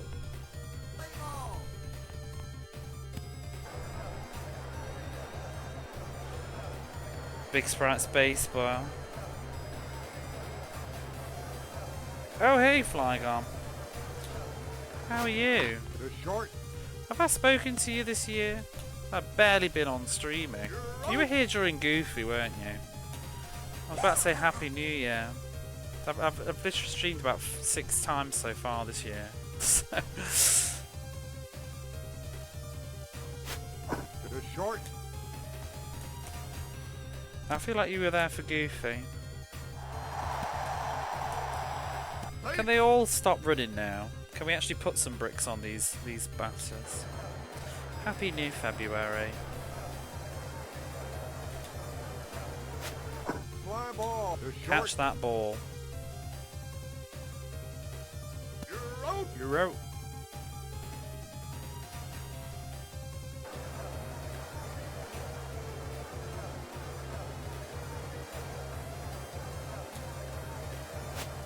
The second. You're out. It's funny what countries don't... I don't know, what countries don't necessarily seem to have video games like and made in their native language first. I'm really curious about some of some Chinese games coming a bit more prominent lately. There's some that look interesting. I've always wanted to get into the Sword and Fairy series. I do have I bought one of, well, I have 2 of them actually. I have the one that was on the PlayStation 4, I think it's Sword and Fairy 4 or 3. But I'm holding off on it because I've heard it's better if you play it on the PS5 with the frame rate. But then I do have the Sega, the Japanese port of the original Sword and Fairy. It was on the Sega Saturn. It was Japan only. Have that. And then there's like some Korean games. Like I have Magna Carta and Magna Carta 2. I would love to play the previous Magna, because obviously it was, I think it's technically Magna Carta. There's like a Magna Carta that comes before that, but it was only released in Korea and on PC. It has a fan translation now though, but I don't think I'd ever play it on PC. But I've sort of heard that the Magna Carta that's on PS2 and whatever is like a soft reboot of the original, like remake. The more outfield. Strike. And they still get out. So I was barely paying attention, to be honest. Oh wait, we can update the thing. Hang on, big news. Thanks for the follow. Let me pause this. Hey. Time. Because we now have 77 games remaining. Oh, it's just flying by.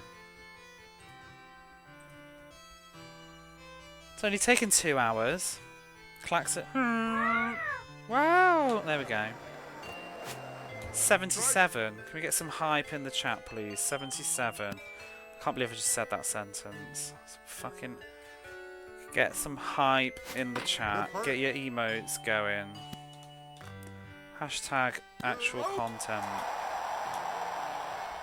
Beautiful. Woo! 77 games to go. Yuck. Strike.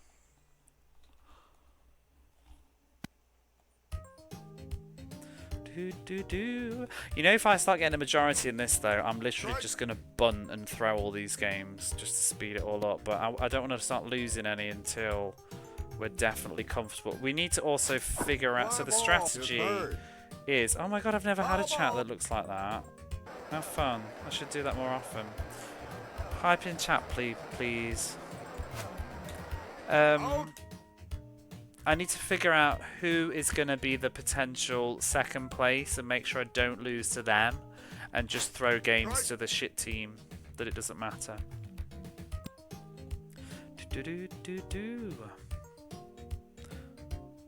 Who's SD? San Diego?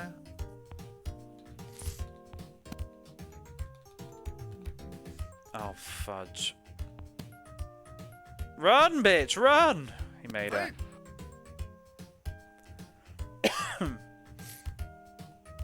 sip of coffee.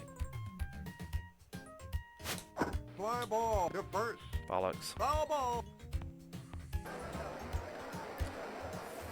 Foul. Fly ball to third. Wow.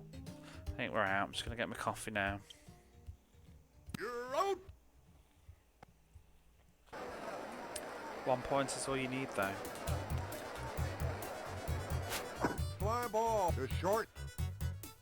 Do do do do.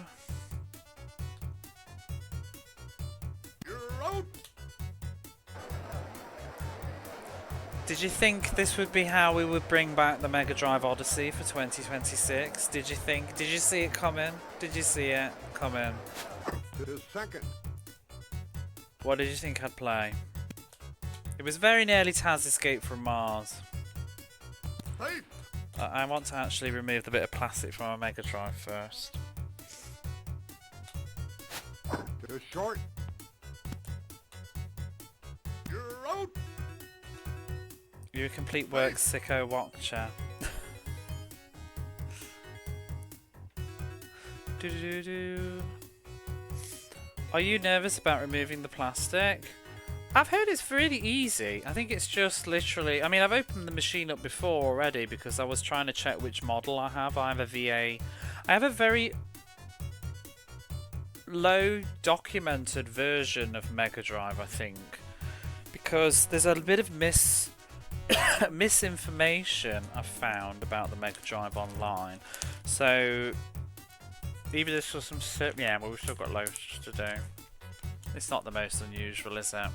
This is actually technically a replay, though. This is game number 54. It's one of the very remaining games that we need to revisit because I didn't play for the first... up until game 100, I didn't play sports games seriously. But I didn't play many sports games back then anyway. So I've changed the rule on that. And so I've gone back and fixed them. There was like 15 I think we had to revisit, and this is the last one. Oh, I still need to redo the F1, what is it, Nakajima Satoru's Grand Prix, what's it, so I didn't beat that either. Strike. But, what was I saying? It's gone. To third. Oh yeah, my Mega Drive is a VA5, I think, now? Can't remember. Yeah, it's a VA5. But most of the internet would probably have you believe it was a VA6 because I think that's right. Or is it a VA4? I think it's a VA5. Because I found out that there's two models of VA5. Yes, it's a VA5, but there's two. So I think what the internet says... oh, I can't remember now. I'm probably going to get this all wrong. Does mine have the... Mine does not have the little copyright R in. So basically I wanted a VA5 because I've heard that they're sort of the best of everything. Other than the fact that you have copyright, you know, this is produced and licensed by Sega flaring up at the start every time you turn it on, which honestly doesn't bother me because it's literally a second. I don't know why it's a big deal to people. But that is generally comes into play with VA6s onwards and maybe VA5, I can't remember now. I think it is VA5. I need to move this Disney song on, it's too annoying. I don't know why I have it this playlist, to be honest. But yeah, the way to identify it is where the misinformation is, I think. So I think it was to do with, and I can't be bothered to look at my Mega Drive right now, but it's to do with the underside of it, whether it has a sticker label or it's indented, carved into it about the copyright stuff and whatever, and also on the front of it whether it has an R in a little circle next to the Sega logo. Mine does not have the little R thing, and supposedly all V5s I think do, and I think that's where the misinformation was, or all to do with the or it was to do with the thing on the underside. But anyway, the reason that I discovered mine is because I read this Japanese blog, I think, and they said that one way to identify it, well, you can't unscrew it in a shop though, was the issue, because it was about me trying to buy the right one. You could peek through the vents, and there was a slight tell to do with what you could see through the vents, and that was how I managed to pick mine successfully, because most people were saying that like, oh, I think it was the underside of it, and I think it's if it's got a sticker label, it's this, and if it doesn't have one, it's this. But it's like there's like an early VA5 and there's a late VA5 after they changed it from being sticker to carving or something, or the other way around. And I think a lot of people dismiss this particular model because they presume it's a VA6 when it isn't.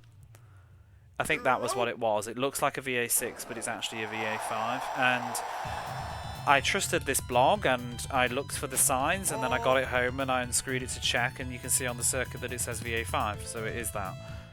But anyway, getting really sidetracked here. So yes, I've seen the bit of plastic and how it works because I had a look out of curiosity, and I think you can just remove it. I should have done it while I had it open, to be honest, but I didn't. I can't remember if you need something or you just snap it off or whatever, but it's not complicated.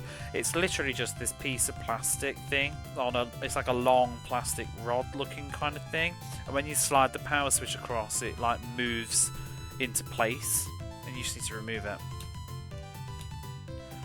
Because that prevents the cart, unless the cart's got a slit on the side of it, like a Japanese one, where the plastic will slide into place. But if it's not a Japanese cart, it will hit the plastic of the cart and won't let you turn the power on. Unless you're EA or Codemasters, who were smart and made their cards all thin. Well, not smart, but because obviously it was officially licensed Sega kart games that were doing it following Sega's instructions. You have a VA 4. We want the colour burst to prevent jail bars. See, I've got jail bars right now, but I don't think that they're that big of a deal on mine. I heard that the RGB would help reduce them, and I think it really has. I think that was one of the other selling points, I think, when I was picking my models, was that this one had reasonable jail bars and supposedly better audio. You can see them on mine though, if you... Probably doesn't show up very well on the stream, but if you go up to the TV and stick your head in it, especially on like a blue background, you can faintly see them. But honestly, I don't think I really care that much. I really don't. See them on the dirt?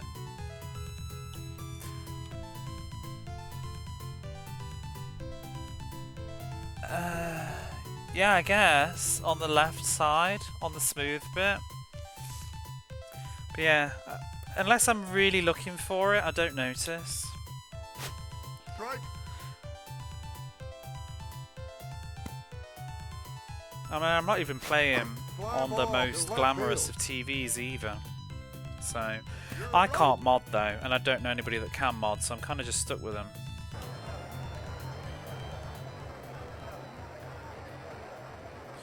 The VA5 solves the 32X, but I don't even know about this thing. Much less on CRTs. Oh, I'm using an LCD. It's just that it's a HD TV from 2010. So it only goes up to 1080i, and I'm having to play in 720 at the minute because the RetroTink doesn't do 1080i, it only does 1080p. And my TV doesn't support 1080p.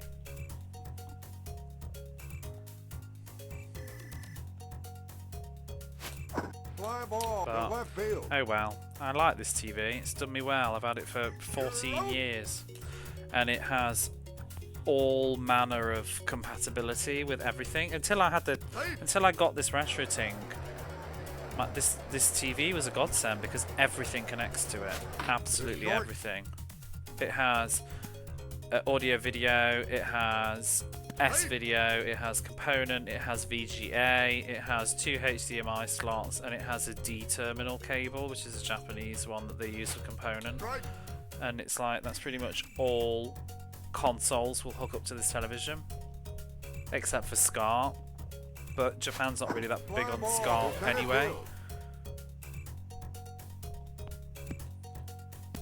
So, it's literally like, this is pretty much, because I've looked into it, I think there was one more model the year after it, but this is pretty much the last sort of television model before they ripped out all the old connectors and just gave you AV and HDMI only. It's so dumb that they did that as well. Like, I get that they removed some of them. Like, I feel we prematurely got rid of component. I get not including S-video on modern televisions, but I don't know why they don't include component.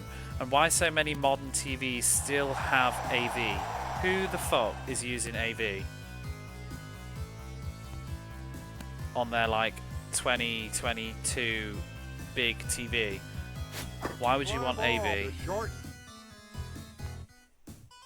They could remove the AV and then just leave you with some component slots.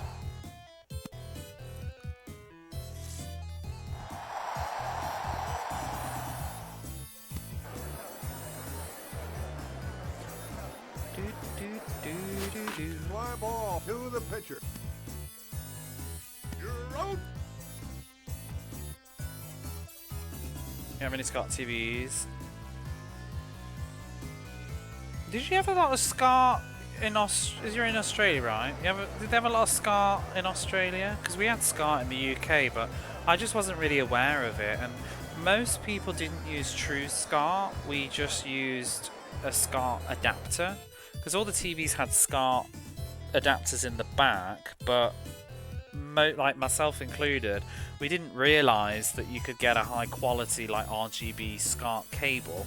We just used to get these adapters where you just plug in the red, white and yellow into an adapter for SCART and then plug it into your TV. It's very silly. Strike.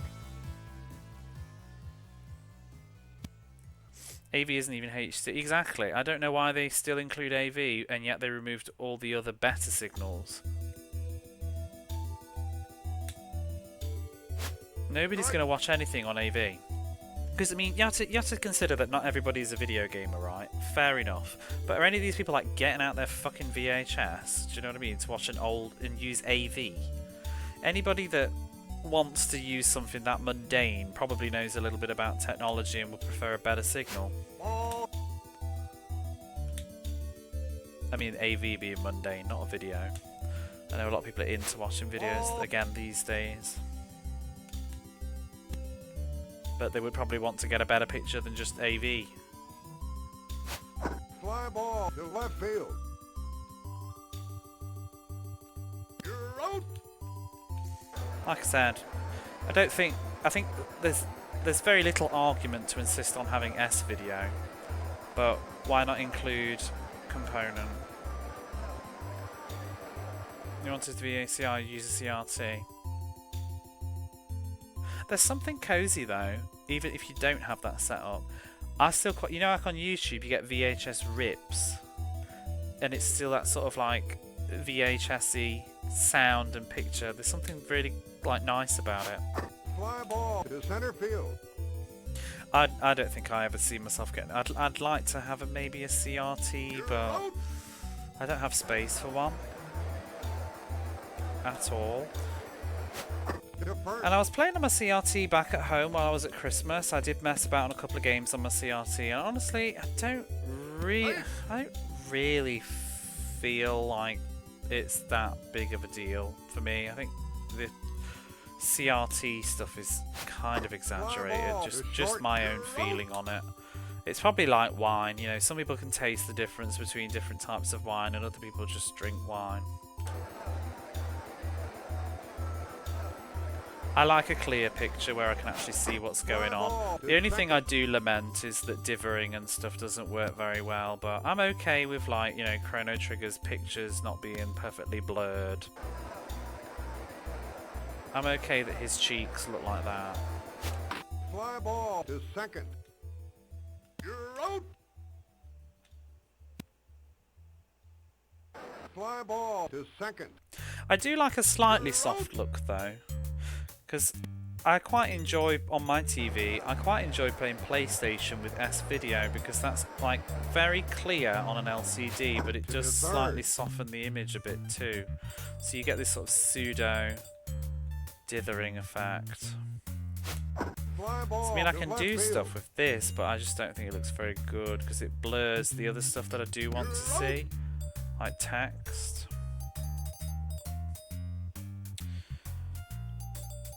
Sort of person stretches 4'3" to a 69. Yeah, I don't like that. I think that's pretty gross.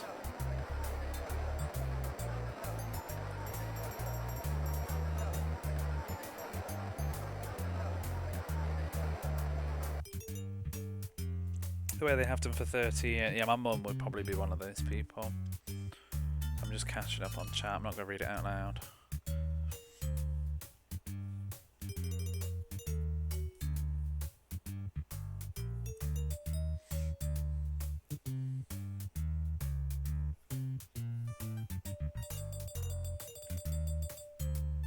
Our PC games are a right nightmare. Fantasy SE than HD, all the dodgy effects. Yeah, like old CGI and stuff just doesn't hold up, does it?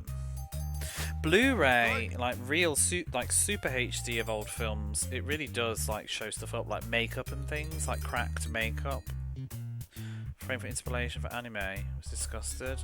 I'd like to pretend I know what that means, but I actually don't. But I shall share your outrage. Maybe we can do stuff with this, look. We can do like, what is it? I don't even know what I'm doing with this really, because I can't do the scale, my scaling choices, because I'm only outputting in 720. It won't let me do anything other than generic. I can't do the Mega Drive profiles that they supposedly have. But what you can do, like we can smooth it, which is disgusting. I hate people that smooth. We can soften the image, which you can sort of, if you just look as I go through, if you look at the text box with S. Avery and the vivid transparency there, or the shadow on his feet, you can see it ever so slightly. But I just don't think it's not really worth it, because it kind of makes everything else just look a bit laminated. I find sharp is fine for me.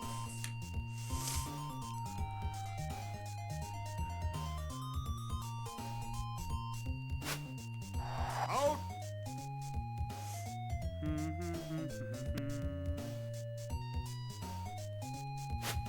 Fly ball to short.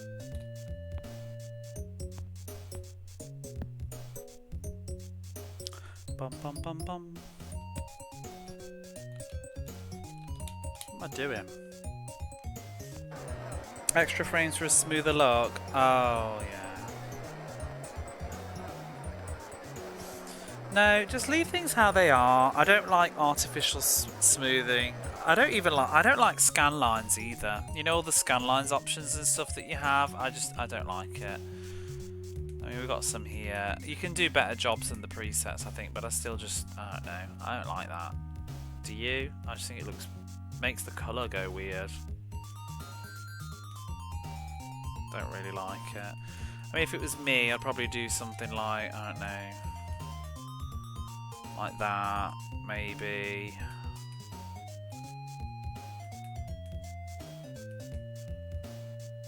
I don't like it.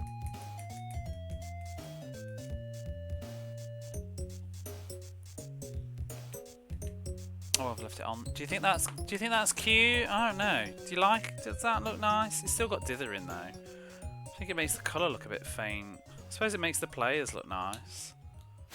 Ooh. But I'm kind of just okay with just regular. They tank the bitrate. Oh, do they? I didn't even notice. I didn't think about that.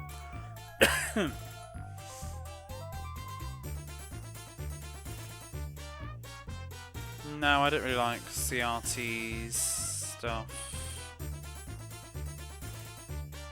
The only one that I've heard is good, like this one does have that inject whatchamacallit, but I do believe that the newest retro tinks have finally got like decent scan lines sort of stuff.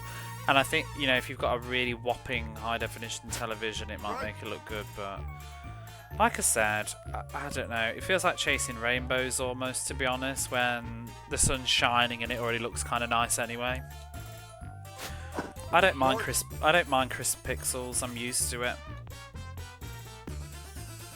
And I've said this before, but you know, back in the day when we all used CRTs, like, I think, let's be honest, I think most of us, I'm sure there'll be people that aren't the same, but I think most of us were playing on small, shit, mono speaker, video DVD combo, ugly CRTs in their bedrooms with shit cables because we were like 8 and didn't know anything about audio and video stuff and whatever, you know.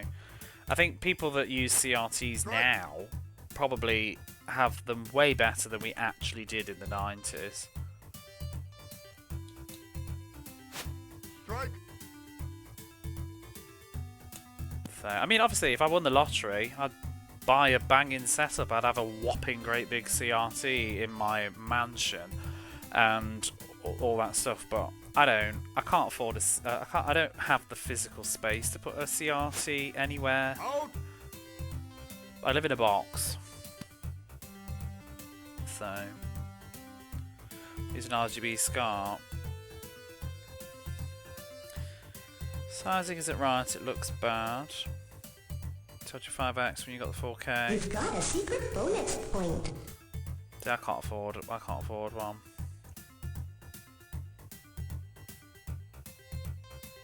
I don't know about. Yeah, I remember getting rid of ours. I live in the living room CRT and the one that we used to have upstairs, the massive one. I remember carrying it downstairs with my dad and taking it out the back door.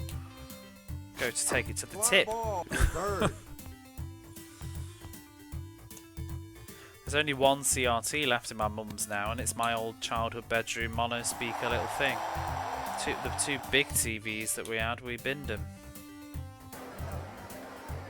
Like most people did. I remember my brother had a massive CRT in his living room. It's like one of those really big Sony ones that was on like a whole stand thing, white one built in. I remember playing Final Fantasy VIII on it, and it was so cool. But again, I was still using shit cables. I was using the cables that came in the box.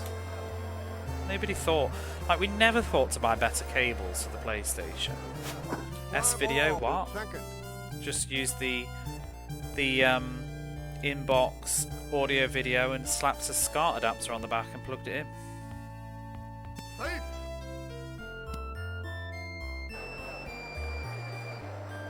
I'm only learning about all this stuff now, and it's only because of necessity, because how do you get it to connect? You know, when I first came to Japan, I know, we never did it. You spent years playing PlayStation. I played PlayStation 2. I played Dreamcast on audio video. My Dreamcast thing, I actually dug it out this Christmas. It was the single pin. You're out. The one that came in the box, the single pin thing that went in the back. It's just like the worst. Fly ball to left field. Yeah, coaxial I think it is. I think that's what my Dreamcast was. You're out. Madness. Safe.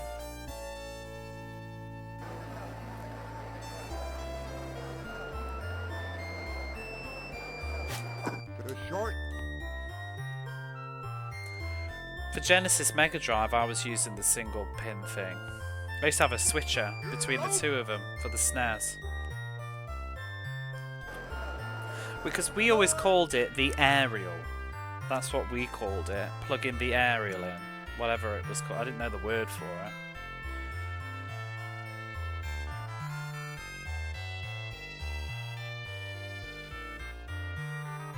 You can do what you like. I don't know if I'll read it all though. I'm trying to also juggle a baseball game.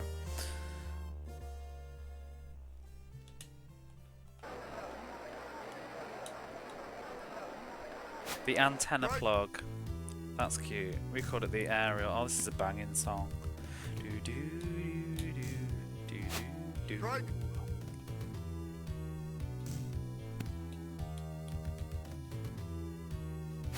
Ball.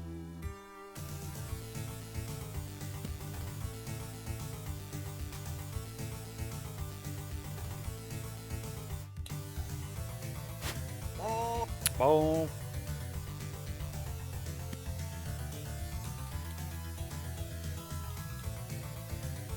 To the short. Bugger, he hit it. Do, do, do, do, do, do, do, do, do, do.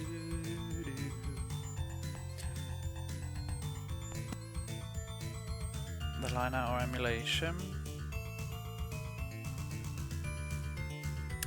Is it a coaxial? Coaxial?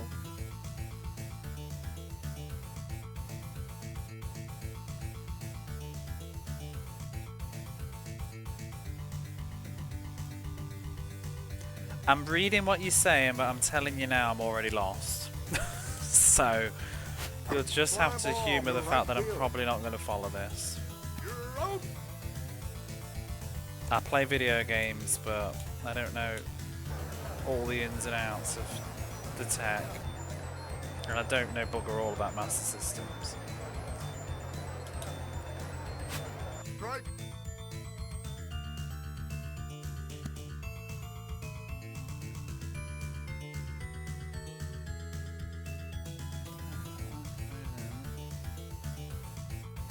There's no. I was just saying all of that, Smudgy. I was literally just having a rant about that. That the new TVs don't have component and all that stuff, and yet they keep the fucking composite.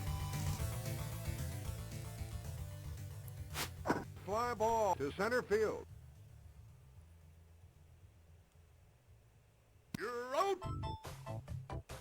I was just saying that too. I told you my television right now that I'm playing on has 2 HDMIs, one audio video, one VGA,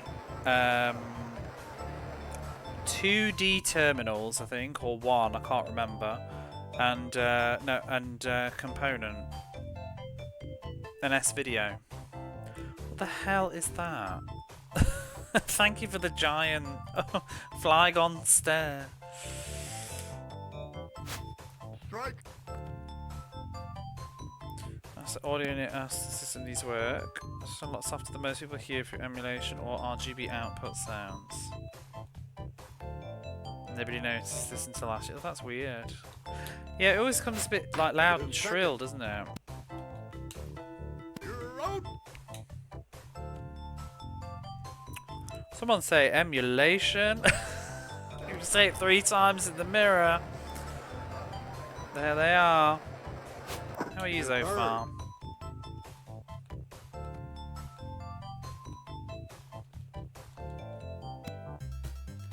I only had Master System through my Mega SG. I'm trying to think, like, I haven't played a lot of Master System except in the 90s. It's not something I've gone back to. I played Phantasy Star, but that was like the Japanese version.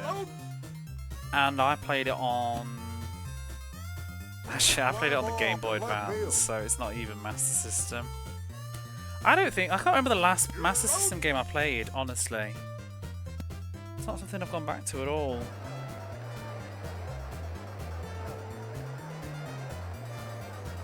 To third.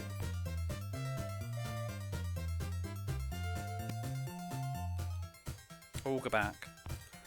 Because growing up, I didn't have a Master System, but a couple of friends still had some lying around. I played, To third. I used to play Sonic and Streets of Rage 1.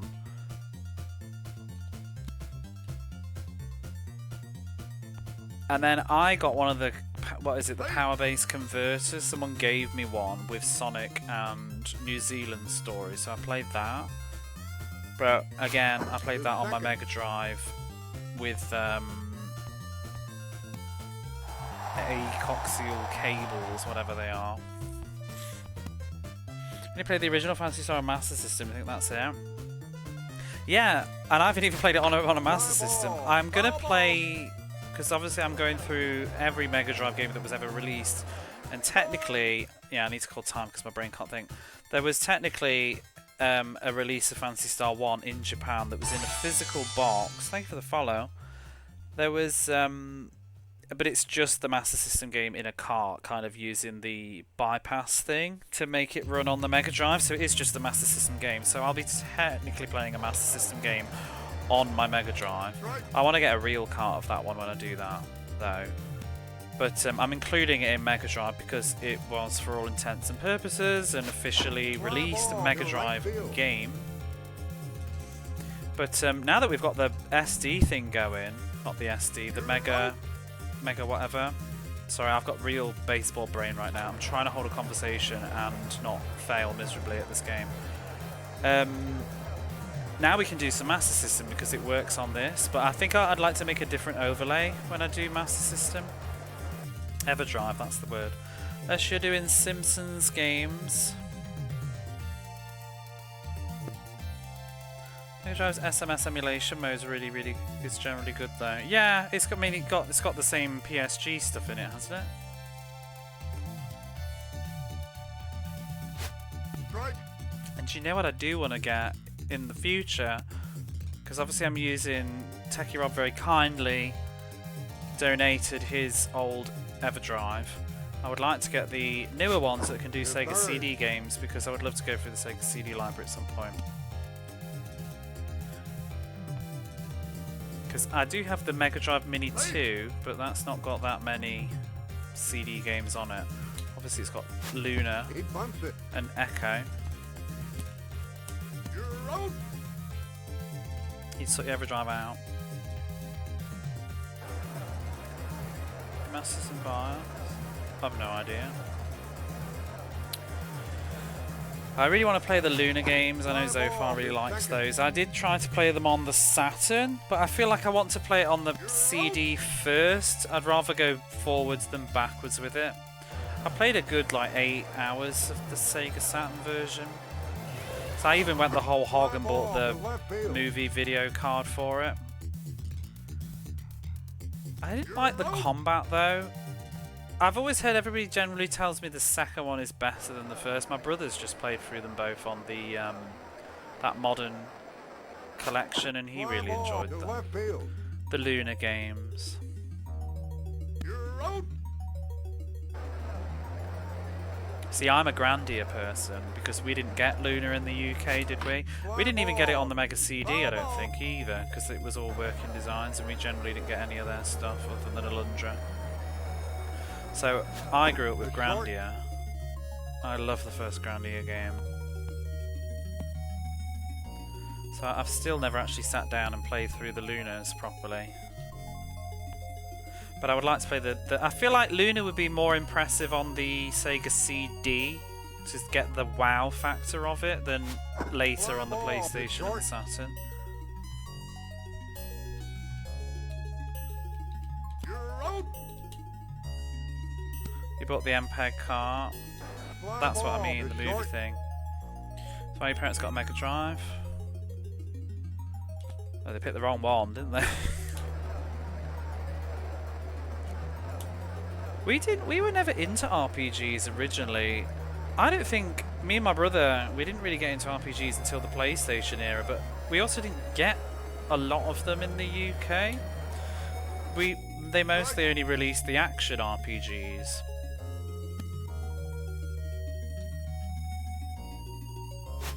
Fly ball. Your purse. You're out. My first ever RPG was Final Fantasy Mystic Quest, but at the time I didn't even know it was a Final Fantasy game because in PAL territory it was called Mystic Quest Legend, and without the Final Fantasy tag on it, and that was the first game. My brother borrowed it and he didn't really bother playing it in the end. I played it, but I kind of hate played it at first because it really irritated me with the turn-based combat. I couldn't. My brain was like, I was probably like 8, and I was just like, why does the computer decide whether I hit or miss? It's so unfair, and it's like it's cheating. Why do I miss? Why can't I do it? Because I was getting frustrated with like the lack of the skill in it. You know, like with an action RPG, and I'd do attack, and then I'd get upset because it said you missed. But then over time, it became my favourite genre. And it still is to this day. I fell in love with Final Fantasy Mystic Quest in the end, and I will not listen to anybody that says that it's shite. It did its job for me. You know, people say, like the YouTube thing will be like, Square's beginner's RPG for the Western world or whatever. Well, it actually was for me. It introduced me to RPGs and got me into the genre, so well done. Success. Mission accomplished. You did it. Strike. And then PlayStation came out, and I got I remember I've said this so many times, but like, what a day. I went into a used store and I bought Final Fantasy VII and Suikoden 1 at the same time and took them both home, and I did not know that I had just bought 2 games that would basically just change my video gaming life, because they're 2 of my favourite games of all time now. I can't believe that what a time to play both of those games like simultaneously. I think I did Suikoden more at the time because the story for that, I fell in love with it, but Final Fantasy was the cinematic, like, whoa game. But after those 2 games, I was just hooked on the genre. I bought Suikoden because on the back of the box, the graphical style and stuff, it reminded me of games like Illusion of Time and Secret of Mana, which were my favourite games on the Super Nintendo.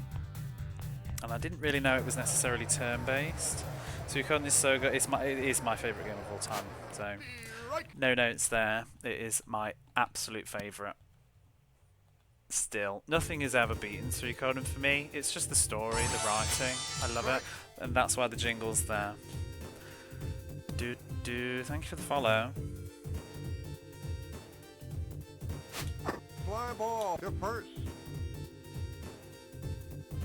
You're out.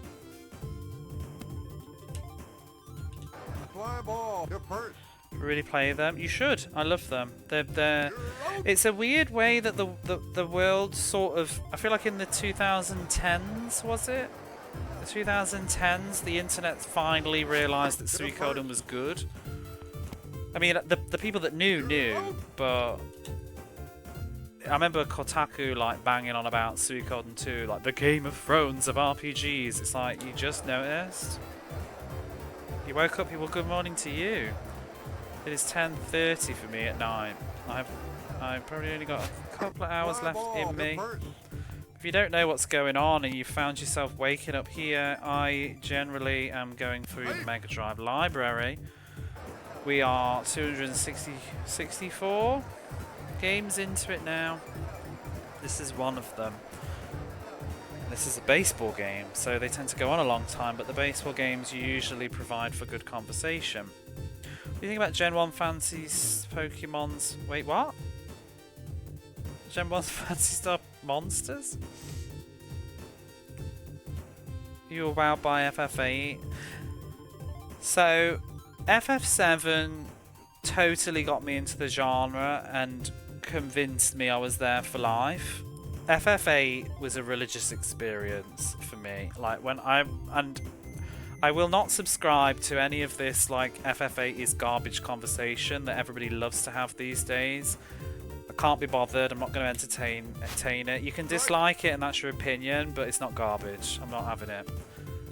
But I remember I went into the store, I bought it for $39.99, and I think actually it wasn't even that. I think it was actually £40. I don't think they even did the 99 thing. I think it was just £40. And I remember taking it home on the bus and reading the manual. I'd actually already played the demo beforehand, I think, but I'd never seen the intro because the demo didn't have that. It does the landing on Dole. And I remember putting it in my PlayStation and turning it on, and you see the, what is it, Liberi Fatali song with Renoa in the fields, I'll be waiting, and oh my god, I remember this was the next level of FMV. The graphics just blew my mind. And the whole game, like the storytelling in it, I think it's got issues. I'm not going to be like totally delusional. It wasn't necessarily my favourite to play because I'd never really quite liked the junction system, but it's not as bad as everybody makes out. You don't even need to engage with it all necessarily. When I was younger, I didn't even know what I was doing with half of the junction system, but I still managed to finish the game. But the story, I love it. And I like Squall. He's my favourite hero of the Final Fantasies. I think he's very misunderstood.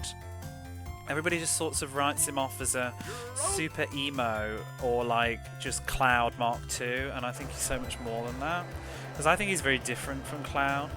I was talking about this with a friend recently. I don't think the whatever line helps at all. I think it was a translation choice, but I think it has sort of had that sort of attitude thing, because he's kind of essentially just saying, most of the time he's kind of like, you know, like like my bad or like sorry about it. Like it does have that nuance of whatever, but I feel like he goes through a my bad.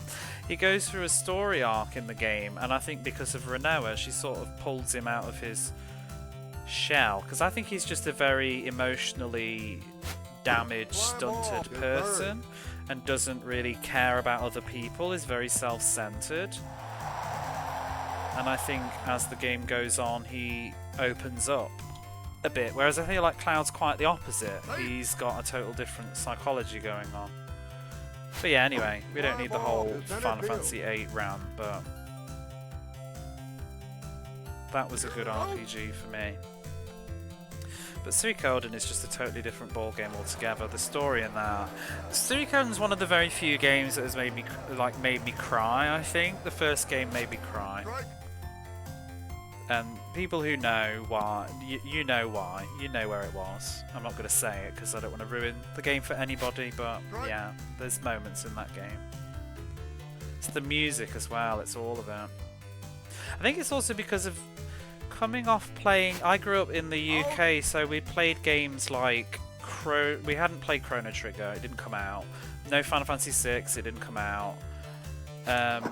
All those games that a lot of Americans tend to quote as these like big milestone iconic games, they just didn't exist, didn't play them unless you got them an import. So to go from games like Secret of Mana, which is a great game but the story's quite light, and Illusion of Time, which is one of my favourites and I think does have a pretty good story, but then to go into something like after that to then play like Suikoden was just like, what? The depth, the difference. Don't even Terranigma me. Don't even. Don't. Don't get me started. And from you of all people. Nobody got Terranigma. Nobody played it. It's introduced to RPGs by Gothic. I wonder if you've got... Now that you say that, I think I have. Gothic RPG. It's gonna just give me Gothic RPGs though, isn't it? Oh, video game, Gothic. 2001 rolling games on Windows. Oh, that got a recent release. I don't think I know this, but it actually... Oh, Gothic 2.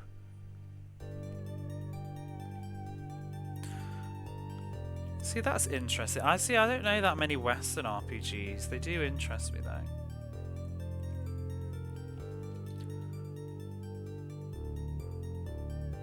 You did meet Suikoden fans in high school. See, I didn't know anybody. I'm the person that introduced everybody to Suikoden because I couldn't shut up about it when I was like 14 or whatever.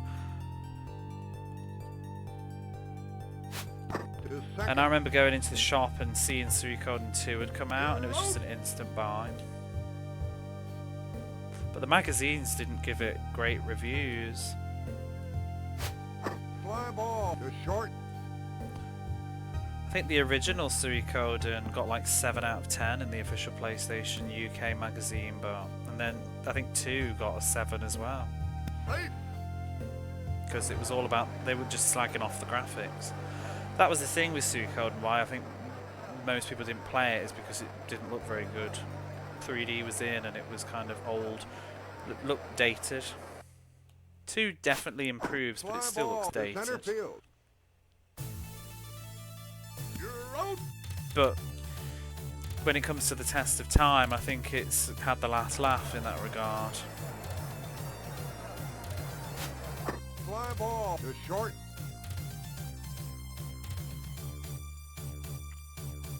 But I mean, this is the same era when you can literally read the UK PlayStation magazine dissing Symphony of the Night for its dated graphics.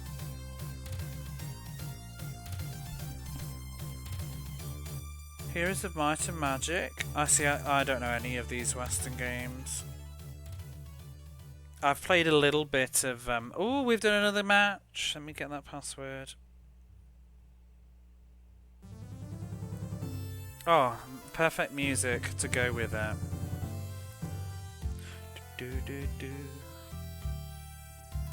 The games are flying by.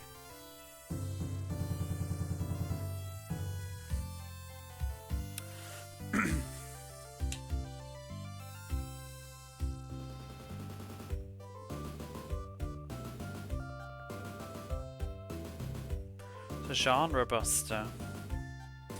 Play ball. I'm trying to think what sort of Western RPGs I've played. Done the Summoner, the original Summoner. I streamed that actually, about 2 years back. I played it back in the day though. Foul ball. The Summoner was the first game I had for the PlayStation 2 in the UK, and it's also the last game I've played on my UK PlayStation because just after finishing the Summoner, my PAL PlayStation died, so that was the end of that. I guess it's sort of poetic, but yeah, brought it into this world and took it out with it. And I've still never managed to play Summoner 2, because the whole reason I replayed Summoner 1 was to then play Summoner 2, which I'd never finished, and then it died. Hey. Couldn't tell the difference. It's just the push for the new technology. You're right I mean, it'd be field. like, I don't know. We've had a resurgence of 2D now, though, I think. But I bet you there's probably a lot of young people that might still think that stuff like Octopath Traveler looks dated. But I think you have to bear in mind a huge amount of probably journalists and people in the hobby now are of such a variety of ages, because this is still in the infancy of video gaming really, and it's all pushed forwards. It's like we just said earlier, you know, of like your CRTs, you're literally throwing your CRTs in the bin and out with the old. I mean, do you remember getting your PlayStation and you just probably put your Mega Drive in the closet and didn't touch it for 20 years or whatever? It was always forwards. I think it's only now that everything's started to look back a lot, even with things like Virtual Console. I mean, I guess you got compilations. Like, I mean, I remember I used to love Sonic when I was a kid. I still do, the Mega Drive Sonics, and I was playing them. But then I put it away, and then I remember being really excited about the Sonic Mega Collection, because that was like the first time to play Sonic in a long time. That was the first time I remember being really excited about collections. PlayStation thinking, whoop, no more 2D games for me. Well, I still play 2D games, yeah. But yeah, it was definitely a... There was probably game choices though, because I think things like Wild Arms, I probably didn't buy Wild Arms because it just looked not so special next to like other stuff like Final Fantasy VIII and whatever. And I sort of missed the window on that one. I've played Wild Arms since, and I think it's absolutely fantastic. It's one of my I don't know if it's probably one of my favourite PlayStation RPGs that I've discovered in modern times. I didn't actually finish it though, I should fix that. I was playing on my Vita actually, and on the Vita, Wild Arms is gorgeous. If you ever play on a tiny Vita screen, it looks so pretty, except when you do the horrible ugly 3D combat.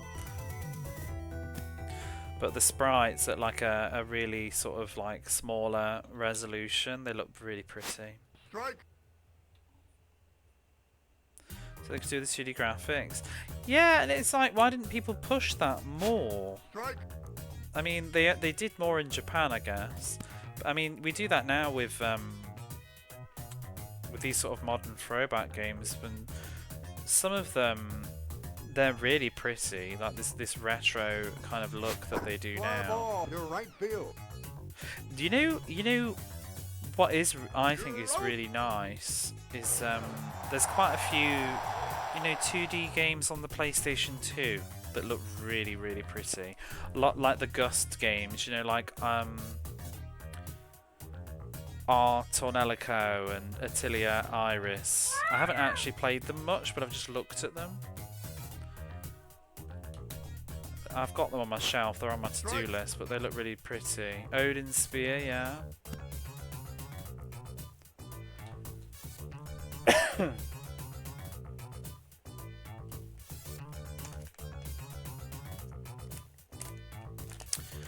Yeah, and we probably stayed in the main menu.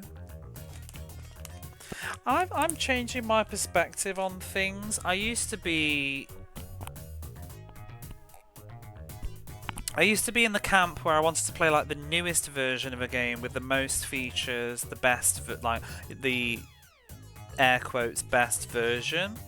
But I'm starting to lean more to just playing things on the console that I think is comfy and cozy, or playing kind of the original experience. Like, one example for me is, you know, we've obviously got the new Xenoblade Chronicles X, but I think I want to play it on the Wii U because that's what it was made for, and I quite like letting the console wow me in the context of the console. Like, I want to play it on the Wii U and go, wow, this was on the Wii U, this is insane. Not like on the Switch 2 and just being like, eh. Strike. But it always annoys me when they add too much, because the one that really kind of breaks my heart, it's really cool that they've done it. But exactly, wow.